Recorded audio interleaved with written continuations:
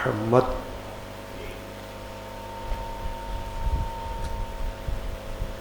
وعلى آله وصحبه وأهل بيته أجمعين. اللهم افتح لنا بالخير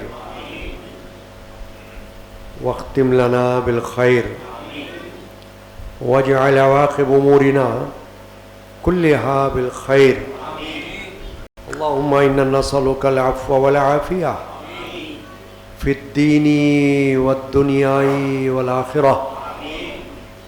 صلی اللہ تعالی علی سیدنا محمد وعلی آلہ وصحبہ اجمعین برحمتک یا ارحم الراحمین بحق لا الہ الا محمد رسول اللہ صلی اللہ تعالی علیہ وعلی آلہ واصحابہ وبارک وسلم. صلاۃ و سلام علیک یا سیدی یا رسول اللہ وعلی آلک و اصحابک یا حبیب اللہ.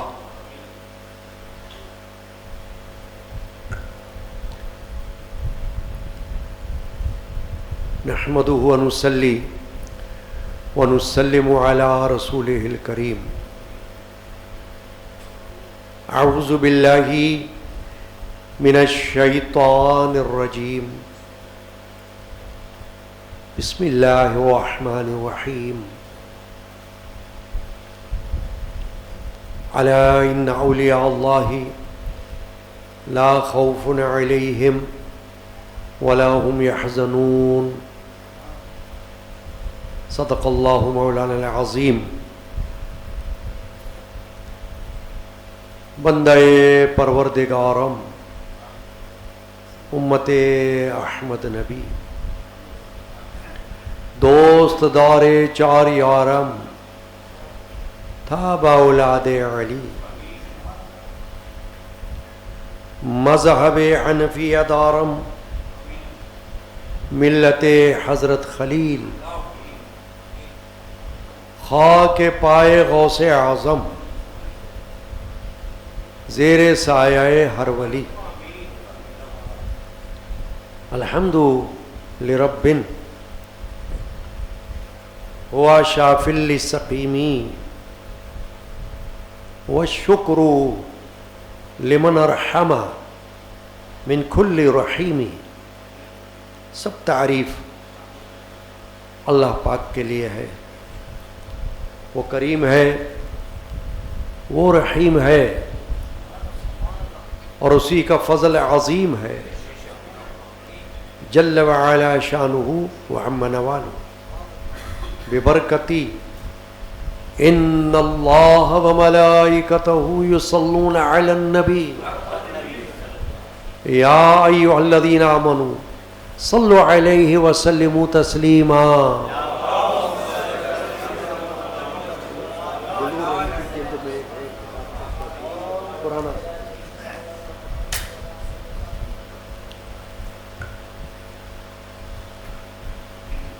حاضرین کرام، خواتین و حضرات، آج کی یہ تقریب مبارکہ معمول کے مطابق ہر سال ربیع الاول شریف کی 21 تاریخ کو منعقد ہوتی ہے، اور اس کی نسبت ہمارے خاندان علمیہ قادریہ کے عظیم صوفی شیخ و بزرگ عارف باللہ صوفی سائیں عبد الغنی القادری قلندری رحمۃ اللہ علیہ کے عرس مبارک کی نسبت ہے.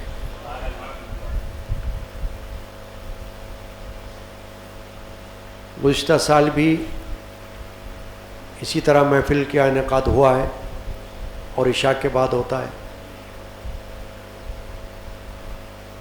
اور ایک محدود وقت کے لیے ہوتا ہے. اور اس سے قبل بھی جو عرس کی یہ محافل ہوتی ہیں ان میں حضرت صوفی شاہ عبد الغنی رحمۃ اللہ علیہ کو جو تعلق اس فقیر گناہگار کے خاندان علمیہ قادریہ سے ہے اس کا بیان میں کر چکا ہوں، لیکن تحدیث نعمت کے طور پر، یاد دہانی کے طور پر مختصراً دوبارہ عرض کر دیتا ہوں۔ جیسا کہ آپ کے علم میں ہوگا کہ خاندان علمیہ قادریہ اس شہر میں تقریباً 250 سال سے موجود ہے، اس لیے کہ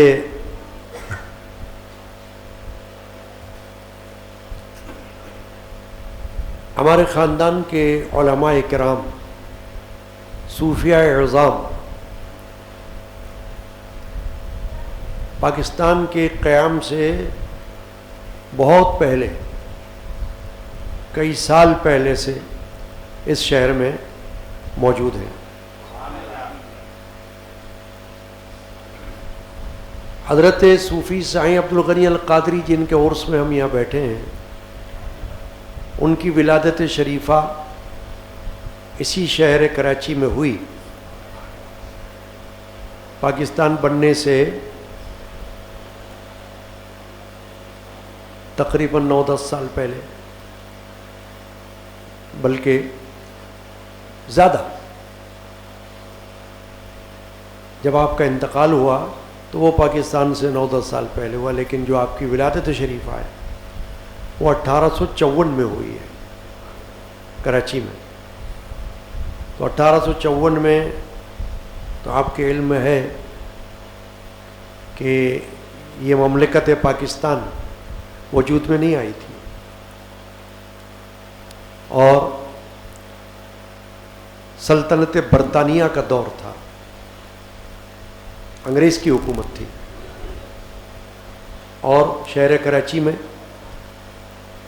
ہر مذہب کے لوگ، ہر مذہب کے ماننے والے موجود تھے، آج سے زیادہ تھے۔ تو 1854 میں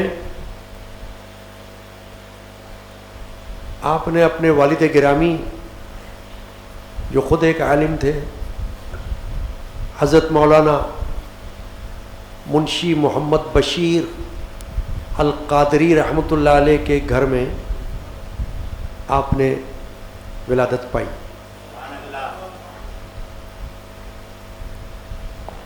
اور آپ کے والد ماجد مولانا محمد بشیر القادری رحمۃ اللہ علیہ عیدگاہ، اس وقت جو عیدگاہ میدان کہلاتا تھا، ایم اے جناح روڈ پر حضرت عالم شاہ بخاری رحمۃ اللہ علیہ کے برابر میں عیدگاہ کا میدان تھا۔ اس عیدگاہ کے خطیب حضرت مولانا بشیر قادری تھے، اور ان کا انتقال اس کراچی میں 1894 میں ہو گیا۔ انہوں نے ایک مسجد صدر کے علاقے میں قائم فرمائی، اور اس مسجد میں اول امام و خطیب اس فقیر کے پردادا ہوئے، جو عالم دین تھے، حضرت علامہ حافظ قاری علم الدین القادری رحمۃ اللہ تعالی علیہ۔ وہ اس مسجد کے اول امام و خطیب ہوئے۔ اس مسجد کا سب سے پہلا نام تو جامع اسلامیہ تھا، بعد میں مسجد قصابان ہوا، اور 5 وقتہ نماز یا ماہ رمضان شریف میں تراویح وغیرہ ان کے دور میں شروع ہوئی. وہ مسجد آج بھی قائم ہے صدر میں. اس مسجد میں امامت خطابت کے فرائض انجام دیتے ہوئے انہوں نے انتقال فرمایا 1907 میں. اس وقت بھی پاکستان کا وجود نہیں تھا. 1907 یعنی 40 سال پہلے پاکستان بننے سے. اور ان کے بعد میرے جد امجد حضرت مولانا الحاج الحافظ الشاہ محمد غلام رسول قادری رحمۃ اللہ تعالی علیہ اس مسجد میں امامت اور خطابت کے فرائض انجام دیتے رہے. بعد میں 1921 سے اس مسجد کا قیام عمل میں آیا اور پھر آپ نے یہاں پر قیام فرمایا اور پھر اس مسجد کو آباد فرمایا. اور حضرت مولانا شاہ غلام رسول قادری رحمۃ اللہ علیہ 1888 میں کراچی میں پیدا ہوئے تھے اور 1971 میں آپ نے وصال فرمایا. حضرت صوفی سائیں عبد الغنی القادری رحمۃ اللہ علیہ جیسا کہ میں نے کہا 1854 میں اس شہر میں پیدا ہوئے اور بچپن سے آپ کو صوفیہ اور علماء اور اولیاء اللہ کی صحبت کا شرف حاصل ہوا. اور صرف یہی نہیں، اس شہر میں ہی نہیں، ہندوستان کے مختلف شہروں میں آپ نے سفر کیا اور جزاک اللہ، اور مختلف شہروں میں آپ نے وہاں کے مختلف مشائخ صوفیہ قادریہ سلسلے کے، نقش بندیہ سلسلے کے، رفاعیہ سلسلے کے، ان سے ملاقاتیں کی اور ان کے ساتھ آپ نے وقت اپنا گزارا.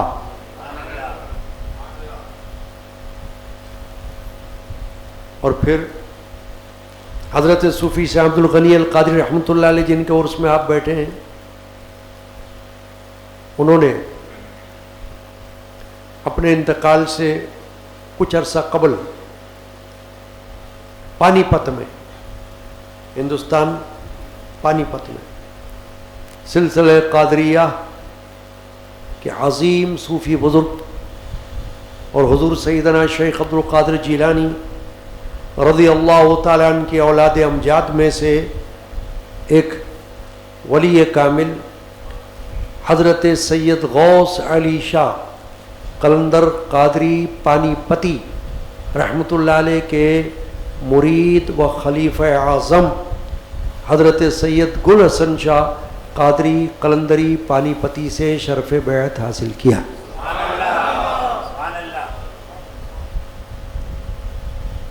پانی پت جا کر اور پھر یہاں آ کر رشد و ہدایت کا سلسلہ قائم کیا اور آخری وقت تک فقر و فنا کے حوالے سے، ذکر خدا کے حوالے سے، شریعت و طریقت کے حوالے سے آپ نے اپنی قیام گاہ میں درس کا سلسلہ ہر اتوار کو شام کے وقت آپ نے قائم فرمایا. یہاں تک کہ 1938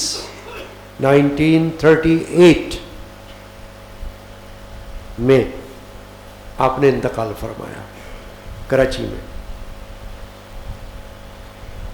تو اب یہ جو خاندانی نسبت ہے یہ آپ کے علم میں آ گئی تھوڑا کہ میرے جد امجد حضرت مولانا شاہ محمد غلام رسول قادری رحمۃ اللہ علیہ کے آپ ماموں بھی تھے اور سسر بھی تھے اور پیر طریقت بھی تھے. تعلیم و تربیت کے حوالے سے خاندان میں آپ کی تربیت ان کے زیر سایہ ہوئی. اور میرے والد ماجد حضرت مولانا صاحبزادہ علم الدین القادری علمی رحمۃ اللہ علیہ کے آپ یعنی حضور سائیں عبد الغنی رحمۃ اللہ علیہ حقیقی نانا تھے. اور میرے والد ماجد نے ان کو اپنے ہوش میں دیکھا بھی تھا، یعنی اپنے لڑکپن میں بچپن میں حضرت سائیں عبد الغنی رحمۃ اللہ علیہ کے زیر سایہ والد ماجد نے اپنا وقت گزارا.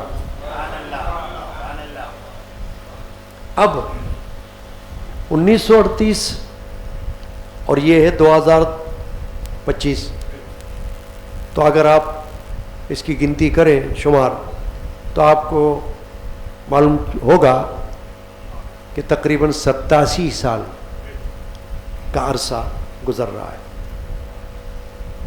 اب 87 سال کا عرصہ تو کوئی معمولی عرصہ تو ہے ہی نہیں. 87 سال میں تو بہت سے لوگ اللہ کے پاس پہنچ جاتے ہیں، مگر ہم 87 سال کے بعد سائیں عبد الغنی کی یاد میں بیٹھے ہوئے. سبحان اللہ و بحمدہ سبحان اللہ العظیم. اس کو سمجھنا ہے، اس کو ذہن میں رکھنا ہے کہ اللہ والوں کی یاد کو اللہ تعالیٰ نے کس طرح قائم رکھا ہوا ہے، باقی رکھا ہوا ہے. یہ ثبوت ہے نا. مجھ سمیت آپ میں سے کسی نے ان کو نہیں دیکھا. اس وقت محفل میں کوئی بھی ایسا شخص نہیں ہے جو ان کے زمانے کا ہو. میرے والد ماجد نے دیکھا تھا، جیسے کہ میں نے عرض کیا، اچھی طرح دیکھا تھا، مگر ہم نے تو نہیں دیکھا نا. ہم تو بہت بعد میں پیدا ہوئے، وہ تو بہت پہلے وصال فرما چکے. لیکن یہ اس بات کا ایک ثبوت ہے کہ اہل اللہ، اولیاء اللہ، ان کی یاد، ان کی عشق و محبت کے لیے ان کو دیکھنا شرط نہیں ہے، ان سے عقیدت اور محبت کا رشتہ قائم رکھنا یہ شرط ہے. اگر ایسا نہ ہوتا تو آج بڑے بڑے اکابر اولیاء اللہ کی درگاہوں پر لوگوں کا ہجوم نہ ہوتا، کیونکہ لوگوں نے تو ان کو دیکھا ہی نہیں ہے. ان کو تو کئی سو سال گزر چکے ہیں پردہ فرمائے ہوئے. آج کے زمانے کا کوئی بھی شخص ایسا نہیں ہے جو ان کے زمانے کا ہو. تو اس کا مطلب یہی ہوا نا کہ اللہ تبارک و تعالی نے یہ سلسلہ عقیدت کا رشتہ اپنے ولیوں کے ساتھ ہمارا قائم رکھا ہوا ہے، اور قائم رکھنے کا حکم بھی دیا ہوا ہے.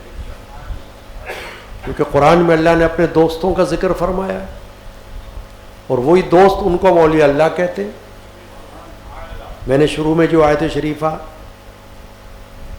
کا حصہ تلاوت کیا اس میں کیا ہے؟ الا ان اولیاء اللہ لا خوف علیہم ولا هم يحزنون. تو آپ دیکھیں کہ اللہ نے فرمایا سن لو، بے شک اللہ کے ولیوں کو کوئی خوف نہیں، کوئی غم نہیں. تو اللہ کے ولیوں کا ذکر جب یہ قرآن میں آیا ہے تو اس سے مراد ہم تمام بڑے بڑے اولیاء اللہ کو لیتے ہیں. ان کو ہم کہتے ہیں اللہ کے ولی، ان کو ہم کہتے ہیں اللہ کے دوست، یہ مراد لیتے ہیں. صحابہ کی شناخت الگ ہے، اگرچہ وہ بھی ولی ہیں، اور یوں تو نبی بھی ولی ہوتا ہے، کیونکہ ولی کا معنی تو دوست ہے، تو نبی تو اللہ کا دوست ہوتا ہے. مگر منصب کے تقاضے کے مطابق نبی کا منصب جدا ہے، صحابی کا منصب جدا ہے، اور ولی کا منصب جدا ہے. تو جب ہم کہتے ہیں اولیاء اللہ تو اس سے مراد ہم لیتے ہیں تمام اکابر صوفیاء کرام، جیسے حضرت سید مخدوم علی حجویری داتا گنج بخش، جیسے کہ حضرت سید معین الدین چشتی اجمیری، جیسے کہ حضرت بابا فرید الدین گنج شکر، جیسے کہ حضرت خواجہ قطب الدین بختیار کاکی، جیسے کہ حضرت سلطان المشائخ نظام الاولیاء محبوب الہی. یہ چند نام لیے میں نے، چند نام، صرف یہ بتانے کے لیے کہ ان کو ہم کہتے ہیں اولیاء اللہ، ان کو ہم مانتے ہیں اولیاء اللہ. تو یہ جو اولیاء اللہ جن جن کے میں نے نام لیے، ان میں سے کوئی ایک بھی ایسا نہیں جو ہمارے زمانے کا ہو یا جن کو ہم نے دیکھا ہو، جن کے ساتھ ہم اٹھے بیٹھے ہوں، ایسا تو نہیں ہے نا. لیکن اس کے باوجود ہمارا دل چاہتا ہے کہ ہم ان کے مرقد کی، ان کے مقبرے کی، ان کے روضے انور کی زیارت کریں. ہم جب ان کے درگاہوں پر جاتے ہیں کسی بھی ولی کی، تو ہم ان کی قبر کو یہ سمجھ کے زیارت نہیں کرتے کہ یہ تو ایک پتھر کی بنی ہوئی چیز ہے، بلکہ ہم تو یہ سمجھ کے زیارت کرتے ہیں کہ اس میں اندر جو ذات مدفون ہے وہ اللہ کا ولی ہے. سبحان اللہ و بحمدہ. جب تک یہ سمجھ نہ آئے، شعور نہ آئے، تو مزار پہ جانا بھی بیکار ہو جائے گا.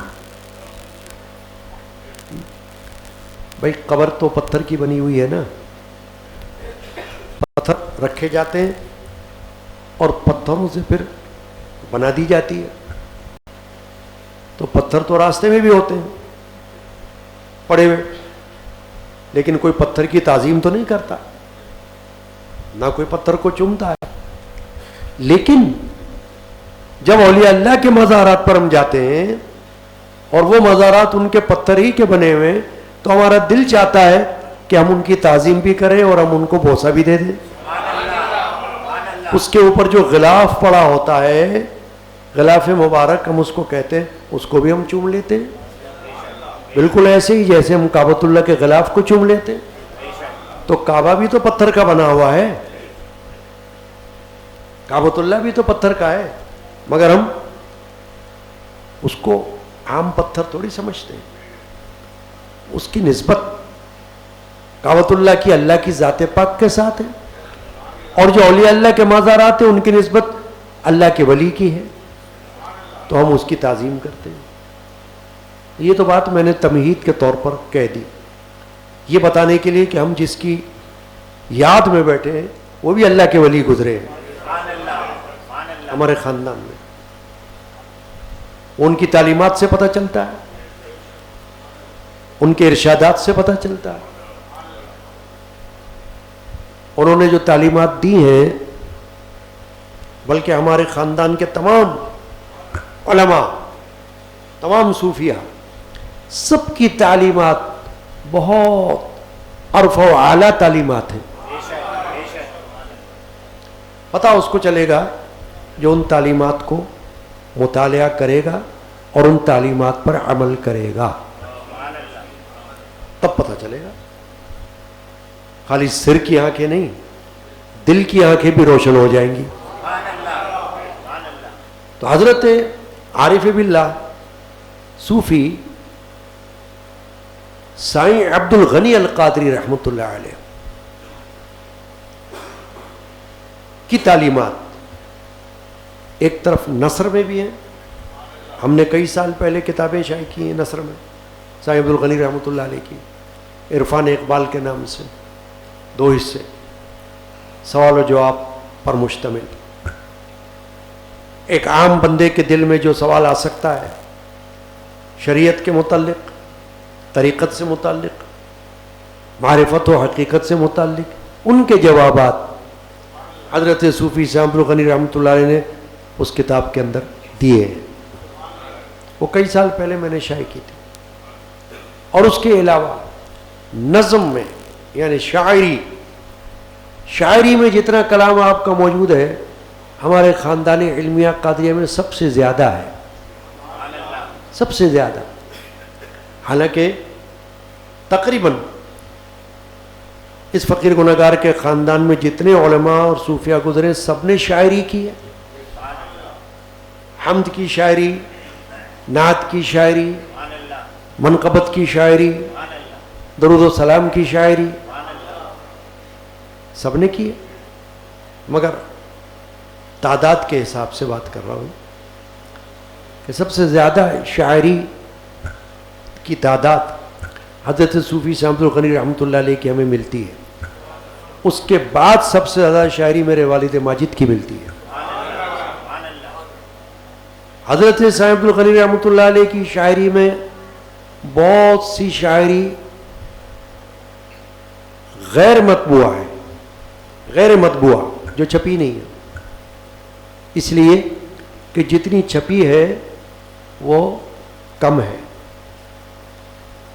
لیکن کچھ ان کی خود حیات میں چھپی، خود صاحب الغنی رحمۃ اللہ علیہ نے چھاپی اپنے دور میں، آج تک ہمارے پاس موجود ہے.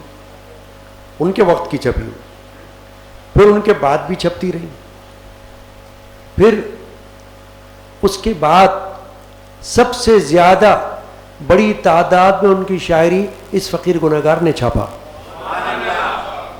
گزشتہ 40 سالوں کے اندر.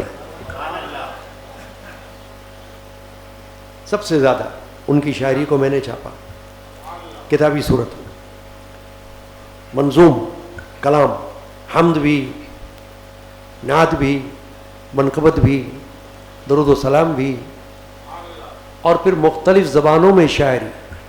صاحب الغنی رحمۃ اللہ علیہ کا کمال شاعری میں یہ تھا کہ آپ نے بیک وقت اردو زبان میں بھی شاعری کی، سندھی زبان میں بھی شاعری کی، ہندی زبان میں بھی شاعری کی، سنسکرت زبان میں بھی شاعری کی، سرائکی زبان میں بھی شاعری کی، گجراتی زبان میں بھی شاعری کی، فارسی زبان میں بھی شاعری کی، عربی زبان میں بھی شاعری کی.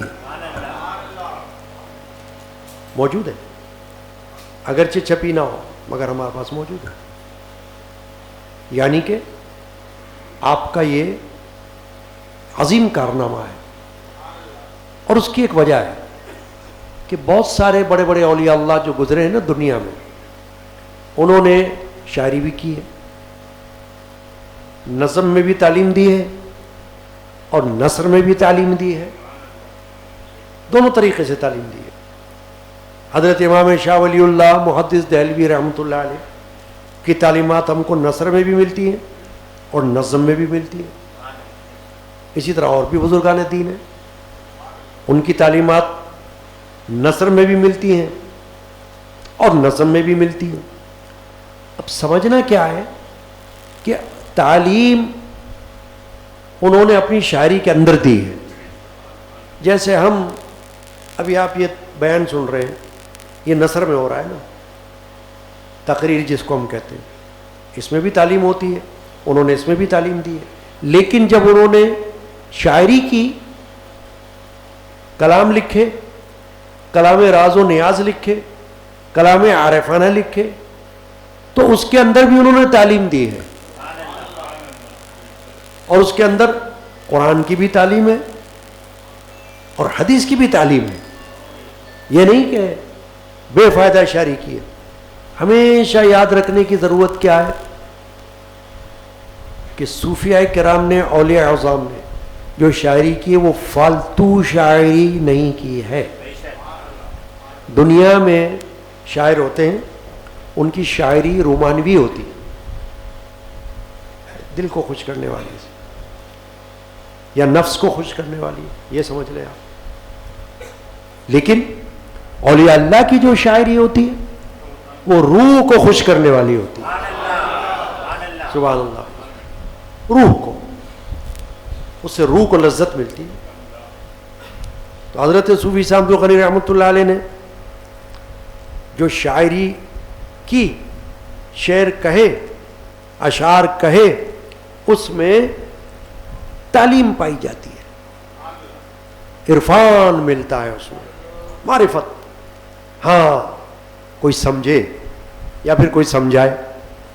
اتنا ضرور ہے کہ میں نے جہاں تک ان کی شاعری کا مطالعہ کیا ہے تو ان کی بعض شاعری ایسی ہے جو بغیر سمجھائے سمجھ میں نہیں آ سکتی. کچھ تو وہ ہے جو عام آدمی پڑھ کر جان لے گا کیا کہا، لیکن کچھ اس میں ایسی باتیں ہیں جن کے لیے تشریح کی ضرورت ہے.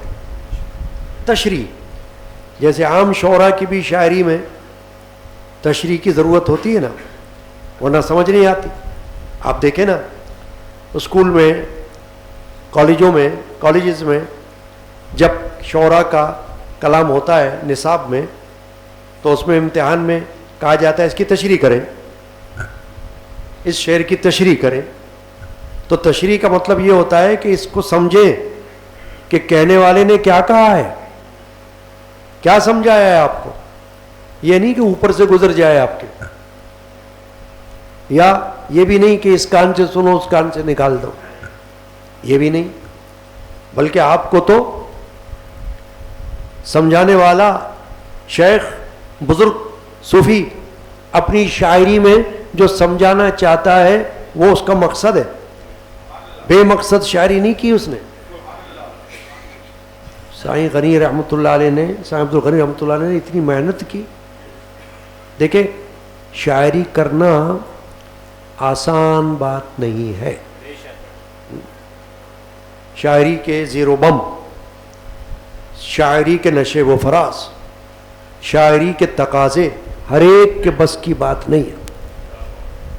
ہو سکتا ہے بعض لوگ شوقیہ طور پر کہ ہم شاعری کر رہے ہیں، لیکن کبھی کبھی شاعری کے اندر ان کی ہو سکتا ہے. یہ میں بات کر رہا ہوں اسلامی اور روحانی شاعری کی. بھائی دنیا کی شاعری میں تو آپ جو کچھ کہیں آپ آزاد ہو. اسلامی روحانی شاعری، اس کے اندر آپ کو قاعدے اور ضابطے کو دیکھنا ہے. یا تو کہیں خدا نہ خواستہ گڑبڑ کر دی تو گستاخی ہو جائے گی، ادب سے باہر ہو جائیں گے. اور یا اگر کمی کر دی جو کہ تقاضا ہے ادب کا، تو پھر یہ معلوم ہوگا کہ بھئی وہ تو جو ادب تھا وہ ادب ہوا ہی نہیں. امام اہل سنت اعلی حضرت شاہ احمد رضا خان سنی حنفی قادری رضی اللہ تعالیٰ نے ایک جگہ فرمایا کہ نعت کہنا یا شاعری فرمایا ایسی ہے جیسے تیز دھار تلوار پر چلنا. بڑا سوچ سمجھ کر کچھ کہنا ہوگا، ایسا نہ ہو کہ کہیں ایسی بات ہو جائے کہ جو پھر بید بھی ہو جائے. تو سائیں عبد الغنی رحمۃ اللہ علیہ کی جو شاعری ہے، جب میں نے اس کو پڑھا اور پڑھتا ہوں، مطالعہ کرتا ہوں الحمدللہ، تو معلوم ہوتا ہے کہ ان کی شاعری پکی شاعری ہے.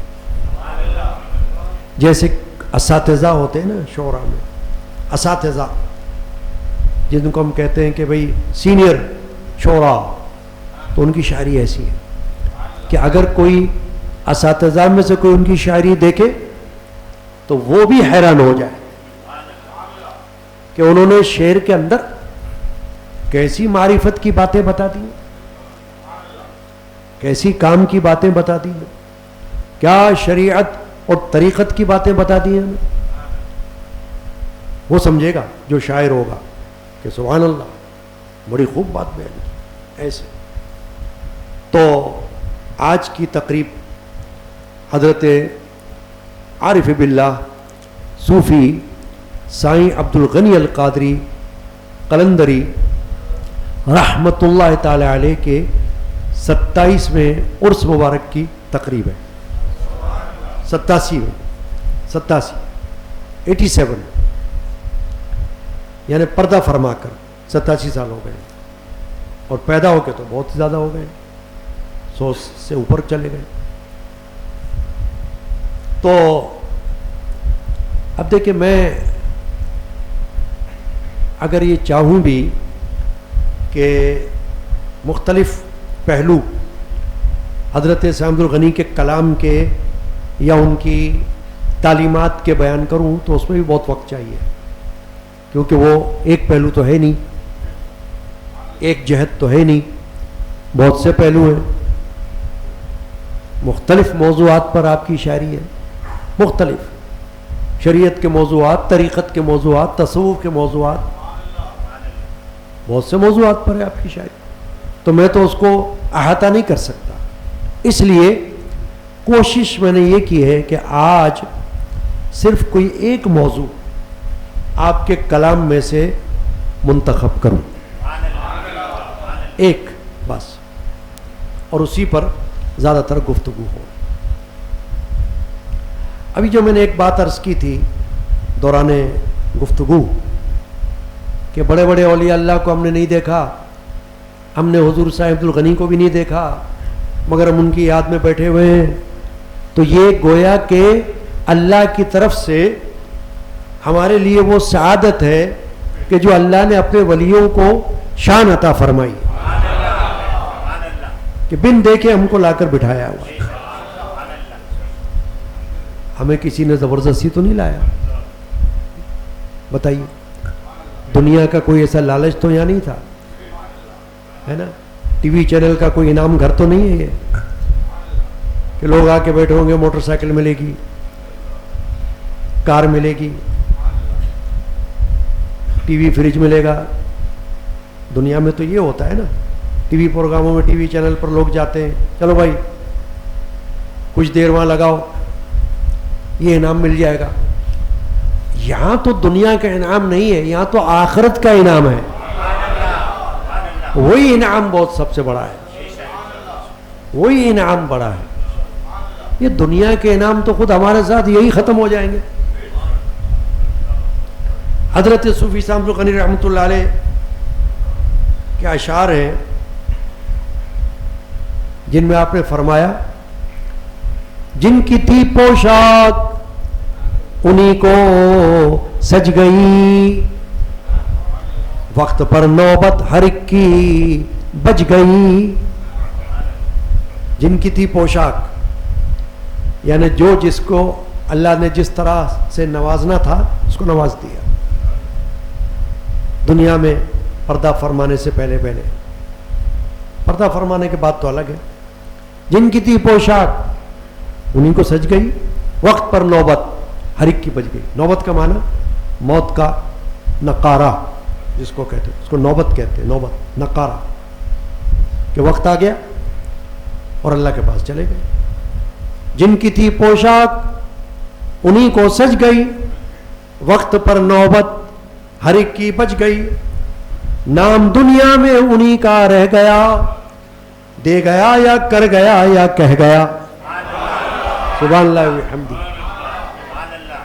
حضرت صوفی صاحب الغنی رحمۃ اللہ فرما رہے کہ دنیا سے جانے کے بعد نام ان کا رہے گا. جیسے آپ نام ہے نا ابھی صاحب الغنی کے نام پر تو ہم بیٹھے ہوئے نا آ کر یہاں، ان کے نام کی وجہ سے آئے نا، ان کی روحانی نسبت کو لے کر آئے ہیں نا، ان کی عقیدت محبت کو لے کر آئے ہوئے ہیں نا.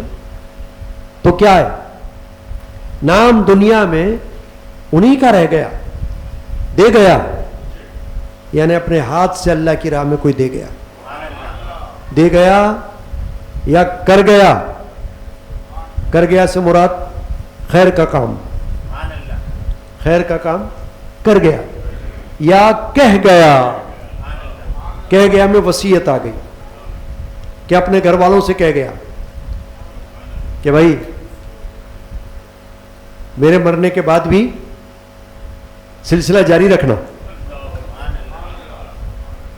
دینے دلانے کا، اللہ کی راہ میں خرچ کرنے کا سلسلہ جاری رکھنا. نام دنیا میں انہی کا رہ گیا، دے گیا یا کر گیا یا کہہ گیا. کر لے کچھ جب تک کہ جاری ہے نفس. یہ آخری شعر پڑھ رہا ہوں، ورنہ اشعار اور بھی ہیں، کیونکہ اگر ہر کلام کو میں پورا پڑھوں گا تو محفل بہت دیر ہو جائے گی. کر لے کچھ جب تک کہ جاری ہے نفس، یعنی سانس، نفس کو، سانس کو کہتے ہیں نفس، دم، سانس. کر لے کچھ جب تک کہ جاری ہے نفس، اے غنی اللہ بس باقی ہوس. اے غنی اللہ بس باقی ہوس. اللہ ہی بس ہے، باقی تو سب حوث والا معاملہ ہے. جب تک دنیا میں بندہ رہتا ہے سوچتا ہے یہ بھی ہونا چاہیے، وہ بھی ہونا چاہیے، یہ بھی ہاتھ میں آ جائے، وہ بھی ہاتھ میں آ جائے، نہیں تو چھین کر آ جائے، نہیں تو قبضہ کر کے آ جائے، نہیں تو فراڈ کر کے آ جائے. ہوتا ہی نہیں ہوتا دنیا میں. کوئی بات ایسی ہے جو میں غلط کہہ رہا ہوں؟ بھئی یا تو جائز طریقے سے آ جائے، یا چھین کر آ جائے، یا قبضہ کر کے آ جائے، یا چیٹنگ کر کے آ جائے، فراڈ کر کے آ جائے، بس آ جائے. لیکن اللہ کے ولی یہ فرما رہے ہیں کہ اے غنی اللہ ہے بس، باقی حوث. اللہ ہے بس، باقی تو پھر حوث ہے. درود شریف پڑھیے.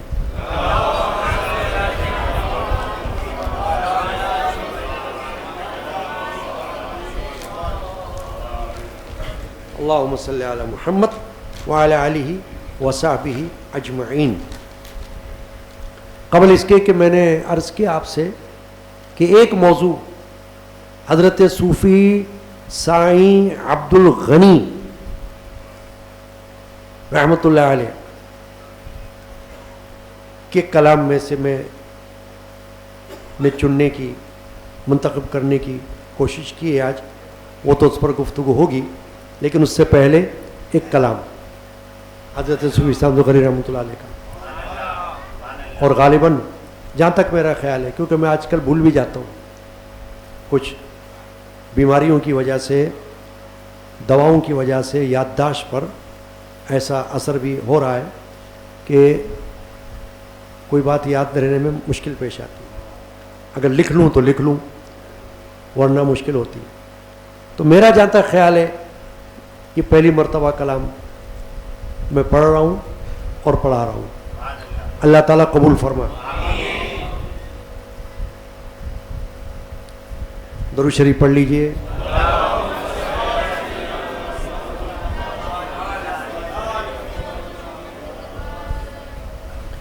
ماں سوا سے جب کہ دل اٹھ جائے ہے، ماں سوا سے جب کہ دل اٹھ جائے، ماں سوا سے جب کہ دل اٹھ جائے، ماں سوا سے جب کہ دل اٹھ جائے ہے، ماں سوا سے جب کہ دل اٹھ جائے، عشق مولا کا مزہ تب آئے ہے، عشق مولا کا مزہ تب آئے، ماں سوا سے جب کہ دل اٹھ جائے، عشق مولا کا مزہ تب آئے. اس میں لفظ ہے ماں سوا، اور آپ کبھی سنتے بھی ہوں گے ماں سوا اللہ. ماں سوا اللہ کا مطلب ہوتا ہے کہ اللہ کے سوا، اللہ کا غیر، اللہ کے سوا. اب اس کو بعض اوقات لوگ غلط فہمی میں جب نہیں سمجھ آتی تو پھر وہ کچھ کا کچھ مطلب لے لیتے. ماں سوا کا معنی یہ ہے کہ ہر وہ چیز جو اللہ سے تم کو غافل کرے وہ ماں سوا ہے، اور وہ ماں سوا اللہ ہے. اگر ہم اس کا یہ معنی لیں، لغوی معنی کہ ماں سوا اللہ، کہ اللہ کے سوا کوئی اور، کہ جو اللہ نہ ہو، تو پھر تو نبی بھی اللہ نہیں ہے. پھر آپ اس کی محبت کیسے رکھیں گے؟ نبی سے عشق کیسے کریں گے آپ؟ پھر ولی بھی اللہ نہیں ہے، پھر ماں باپ بھی تو اللہ نہیں ہے، مگر ان کی محبت، ان کی تعظیم، اس کا حکم قرآن میں، حدیث میں موجود ہے. تو جب ہم ماں سوا اللہ کہتے ہیں تو اس سے مراد یہ لی جائے کہ ہر وہ چیز جو تمہیں اللہ سے دور کرنے والی ہو، اور وہ چیز یا وہ شخص یا وہ ہستی جو تمہیں اللہ سے قریب کرنے والی ہو، وہ ماں سوا اللہ نہیں ہے، بلکہ وہ اللہ کے ساتھ ملی ہوئی ہے، جدا نہیں ہے. وہ اللہ کے دوست ہیں، اللہ کے دوست ہیں۔ اب یہاں جو فرمایا حضرت سامد الغنی نے، وہ یہ فرمایا ماں سوا سے جب کہ دل اٹھ جائے ہے، تو اس سے مراد یہ لی ہے کہ ہر وہ چیز جو اللہ سے تمہیں دور کرنے والی ہے، جب اس سے تمہارا دل اٹھ جائے، عشق مولا کا مزہ تب آئے گا۔ ماں سوا سے جب کہ دل اٹھ جائے ہے، ماں سوا سے جب عشق مولا کا مزہ تب ہے، عشق مولا تب پھر مساوی ہے عدم بھی اور وجود، پھر مساوی ہے عدم بھی اور وجود، جبکہ ہستی خود کی ہی مٹ جائے ہے، جبکہ ہستی خود کی ہی مٹ جائے، پھر مساوی ہے یعنی برابر ہے عدم بھی اور وجود، کہ اگر ایک شخص زندہ ہو تب بھی اور ایک شخص فوت ہو جائے تب بھی برابر ہوگا، جبکہ اس نے زندگی میں اپنے ہستی کو مٹا دیا اور اللہ کی ہستی کو رکھا، پھر عدم اور وجود کا کوئی مسئلہ نہیں، یعنی زندگی کا اور موت کا پھر کوئی فرق نہیں۔ میرے والد ماجد کبھی کبھی ایک شعر پڑھا کرتے تھے کہ فنا کیسی بقا کیسی جب اس کے آشنا ٹھہرے، اللہ کے دوست، فنا کیسی بقا کیسی جب اس کے آشنا ٹھہرے، کبھی اس گھر میں آ ٹھہرے کبھی اس گھر میں جا ٹھہرے، سبحان اللہ۔ تو اولیاء اللہ تو ایک جگہ سے دوسری جگہ منتقل ہوتے ہیں، انتقال کا جو لغوی معنی ہے وہ کیا ہے؟ یہی تو ہے، منتقل ہونا، ٹرانسفر ہونا، شفٹ ہونا۔ تو یہ جو انتقال کا لفظ ہے اسی لیے ہے کہ ان کو مردہ مت سمجھو، وہ تو اب بھی زندہ ہیں، انتقال کر گئے ہیں، منتقل ہو گئے ہیں، بس یہ بات ہے، اس فانی جہان سے اس باقی جہان میں منتقل ہو گئے۔ اس لیے فرمایا کہ پھر مساوی ہے عدم بھی اور وجود، جبکہ ہستی خود کی ہی مٹ جائے، کہ جب اپنی ہستی تم مٹا دو گے نا تو پھر ہستی یعنی وجود اور عدم یعنی کہ غیر وجود یہ ایک جیسا ہو جائے گا۔ تم چاہے زندہ رہو چاہے تم فوت ہو جاؤ، لیکن اگر تم نے اپنی ہستی کو دنیا میں اللہ کے سامنے گم کر دیا تو پھر کوئی فرق نہیں پڑے گا تمہاری موت سے۔ اولیاء اللہ کو تو پڑتا ہی نہیں، اولیاء اللہ کو موت سے کیا فرق پڑتا ہے؟ عوام بندوں کو پڑ سکتا ہے، عام کو، اولیاء اللہ کو کوئی مسئلہ نہیں ہے۔ ماں سوا سے جب کہ دل اٹھ جائے ہے، ماں سوا سے جب کہ دل اٹھ جائے، عشق مولا کا مزہ تب آئے، اس میں بھی سر فنا ہے اور بقا، اس میں بھی سر فنا ہے اور بقا، یعنی فنا کا راز ہے، فنائیت کا راز اور بقا کا راز اس کے اندر ہے۔ کس میں ہے؟ بتا رہے آگے، اس میں بھی سر فنا ہے اور بقا، دم جو تم میں آئے ہے اور جائے ہے، دم جو تم میں آئے ہے اور جا، جو دم تم میں آ رہا ہے اور جب تم میں جا رہا ہے اس میں فنا اور بقا کا مزہ ہے، راز ہے فنا اور بقا کا. کیا دیکھیں آپ، ذکر ہے جس کو ہم کہتے ہیں ذکر نفی اثبات. کون سا ذکر؟ ہمارے یہاں بھی ہوتا ہے، حضرت سید عبد الغنی رحمۃ اللہ علیہ کے زمانے میں بھی ہوتا تھا، آج بھی ہو رہا ہے. کون سا ذکر؟ لا الہ الا اللہ، لا الہ الا اللہ، لا الہ. یہ ہے ذکر، اس کو کہتے ہیں نفی اثبات. نفی ہے لا الہ، کیونکہ لا الہ کا معنی ہے کوئی معبود نہیں، کوئی معبود نہیں، کوئی خدا نہیں، الا اللہ، سوائے اللہ کے، یعنی کوئی اور خدا نہیں ہے، کوئی دوسرا معبود نہیں ہے سوائے ایک معبود واحد کے، احد کے. اس کو کہتے ہیں نفی اثبات کا ذکر. اس کی طرف اشارہ کیا ہے صوفی صاحب عبد الغنی رحمۃ اللہ علیہ نے. اس میں بھی فرما رہے سر فنا ہے اور بقا، دم جو تم میں آئے ہے اور جائے ہے. جو دم آ رہا ہے، ایک سانس آتی ہے نا اور ایک سانس نکلتی ہے باہر، یہی طریقہ ہے اللہ کی طرف سے رکھا گیا. بندہ اپنی طرف سے کچھ نہیں کر سکتا. سانس اگر کوئی روکے گا نا تو بہت زیادہ روک ہی نہیں سکتا، مر جائے گا. یہ تو سانس آ رہی ہے جا رہی ہے، دن بھر میں کتنی آتی ہے کوئی گن ہی نہیں سکتا. کاؤنٹ کرتے ہو آپ؟ نہیں کرتے نا. دن بھر میں کتنی دفعہ تم نے سانس لی اندر اور کتنی دفعہ باہر نکالی؟ کبھی کوئی گنتی کرتا ہے؟ نہیں کرتا، خیال ہی نہیں جاتا.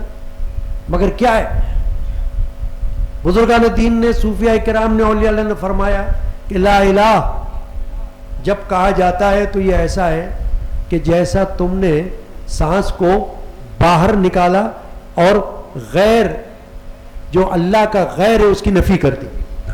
غیر اللہ جس کو کہتے ہیں، اللہ کے سوا کوئی اور معبود ہو ہی نہیں سکتا، اس کی نفی کر دی.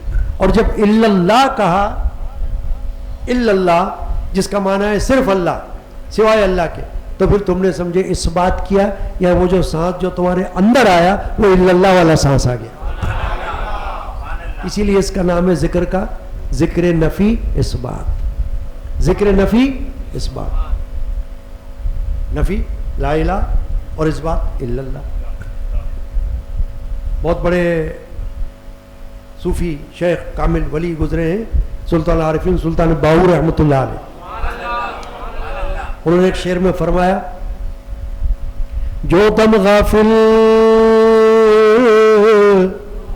سو دم کافر، سانو مرشد سمجھایا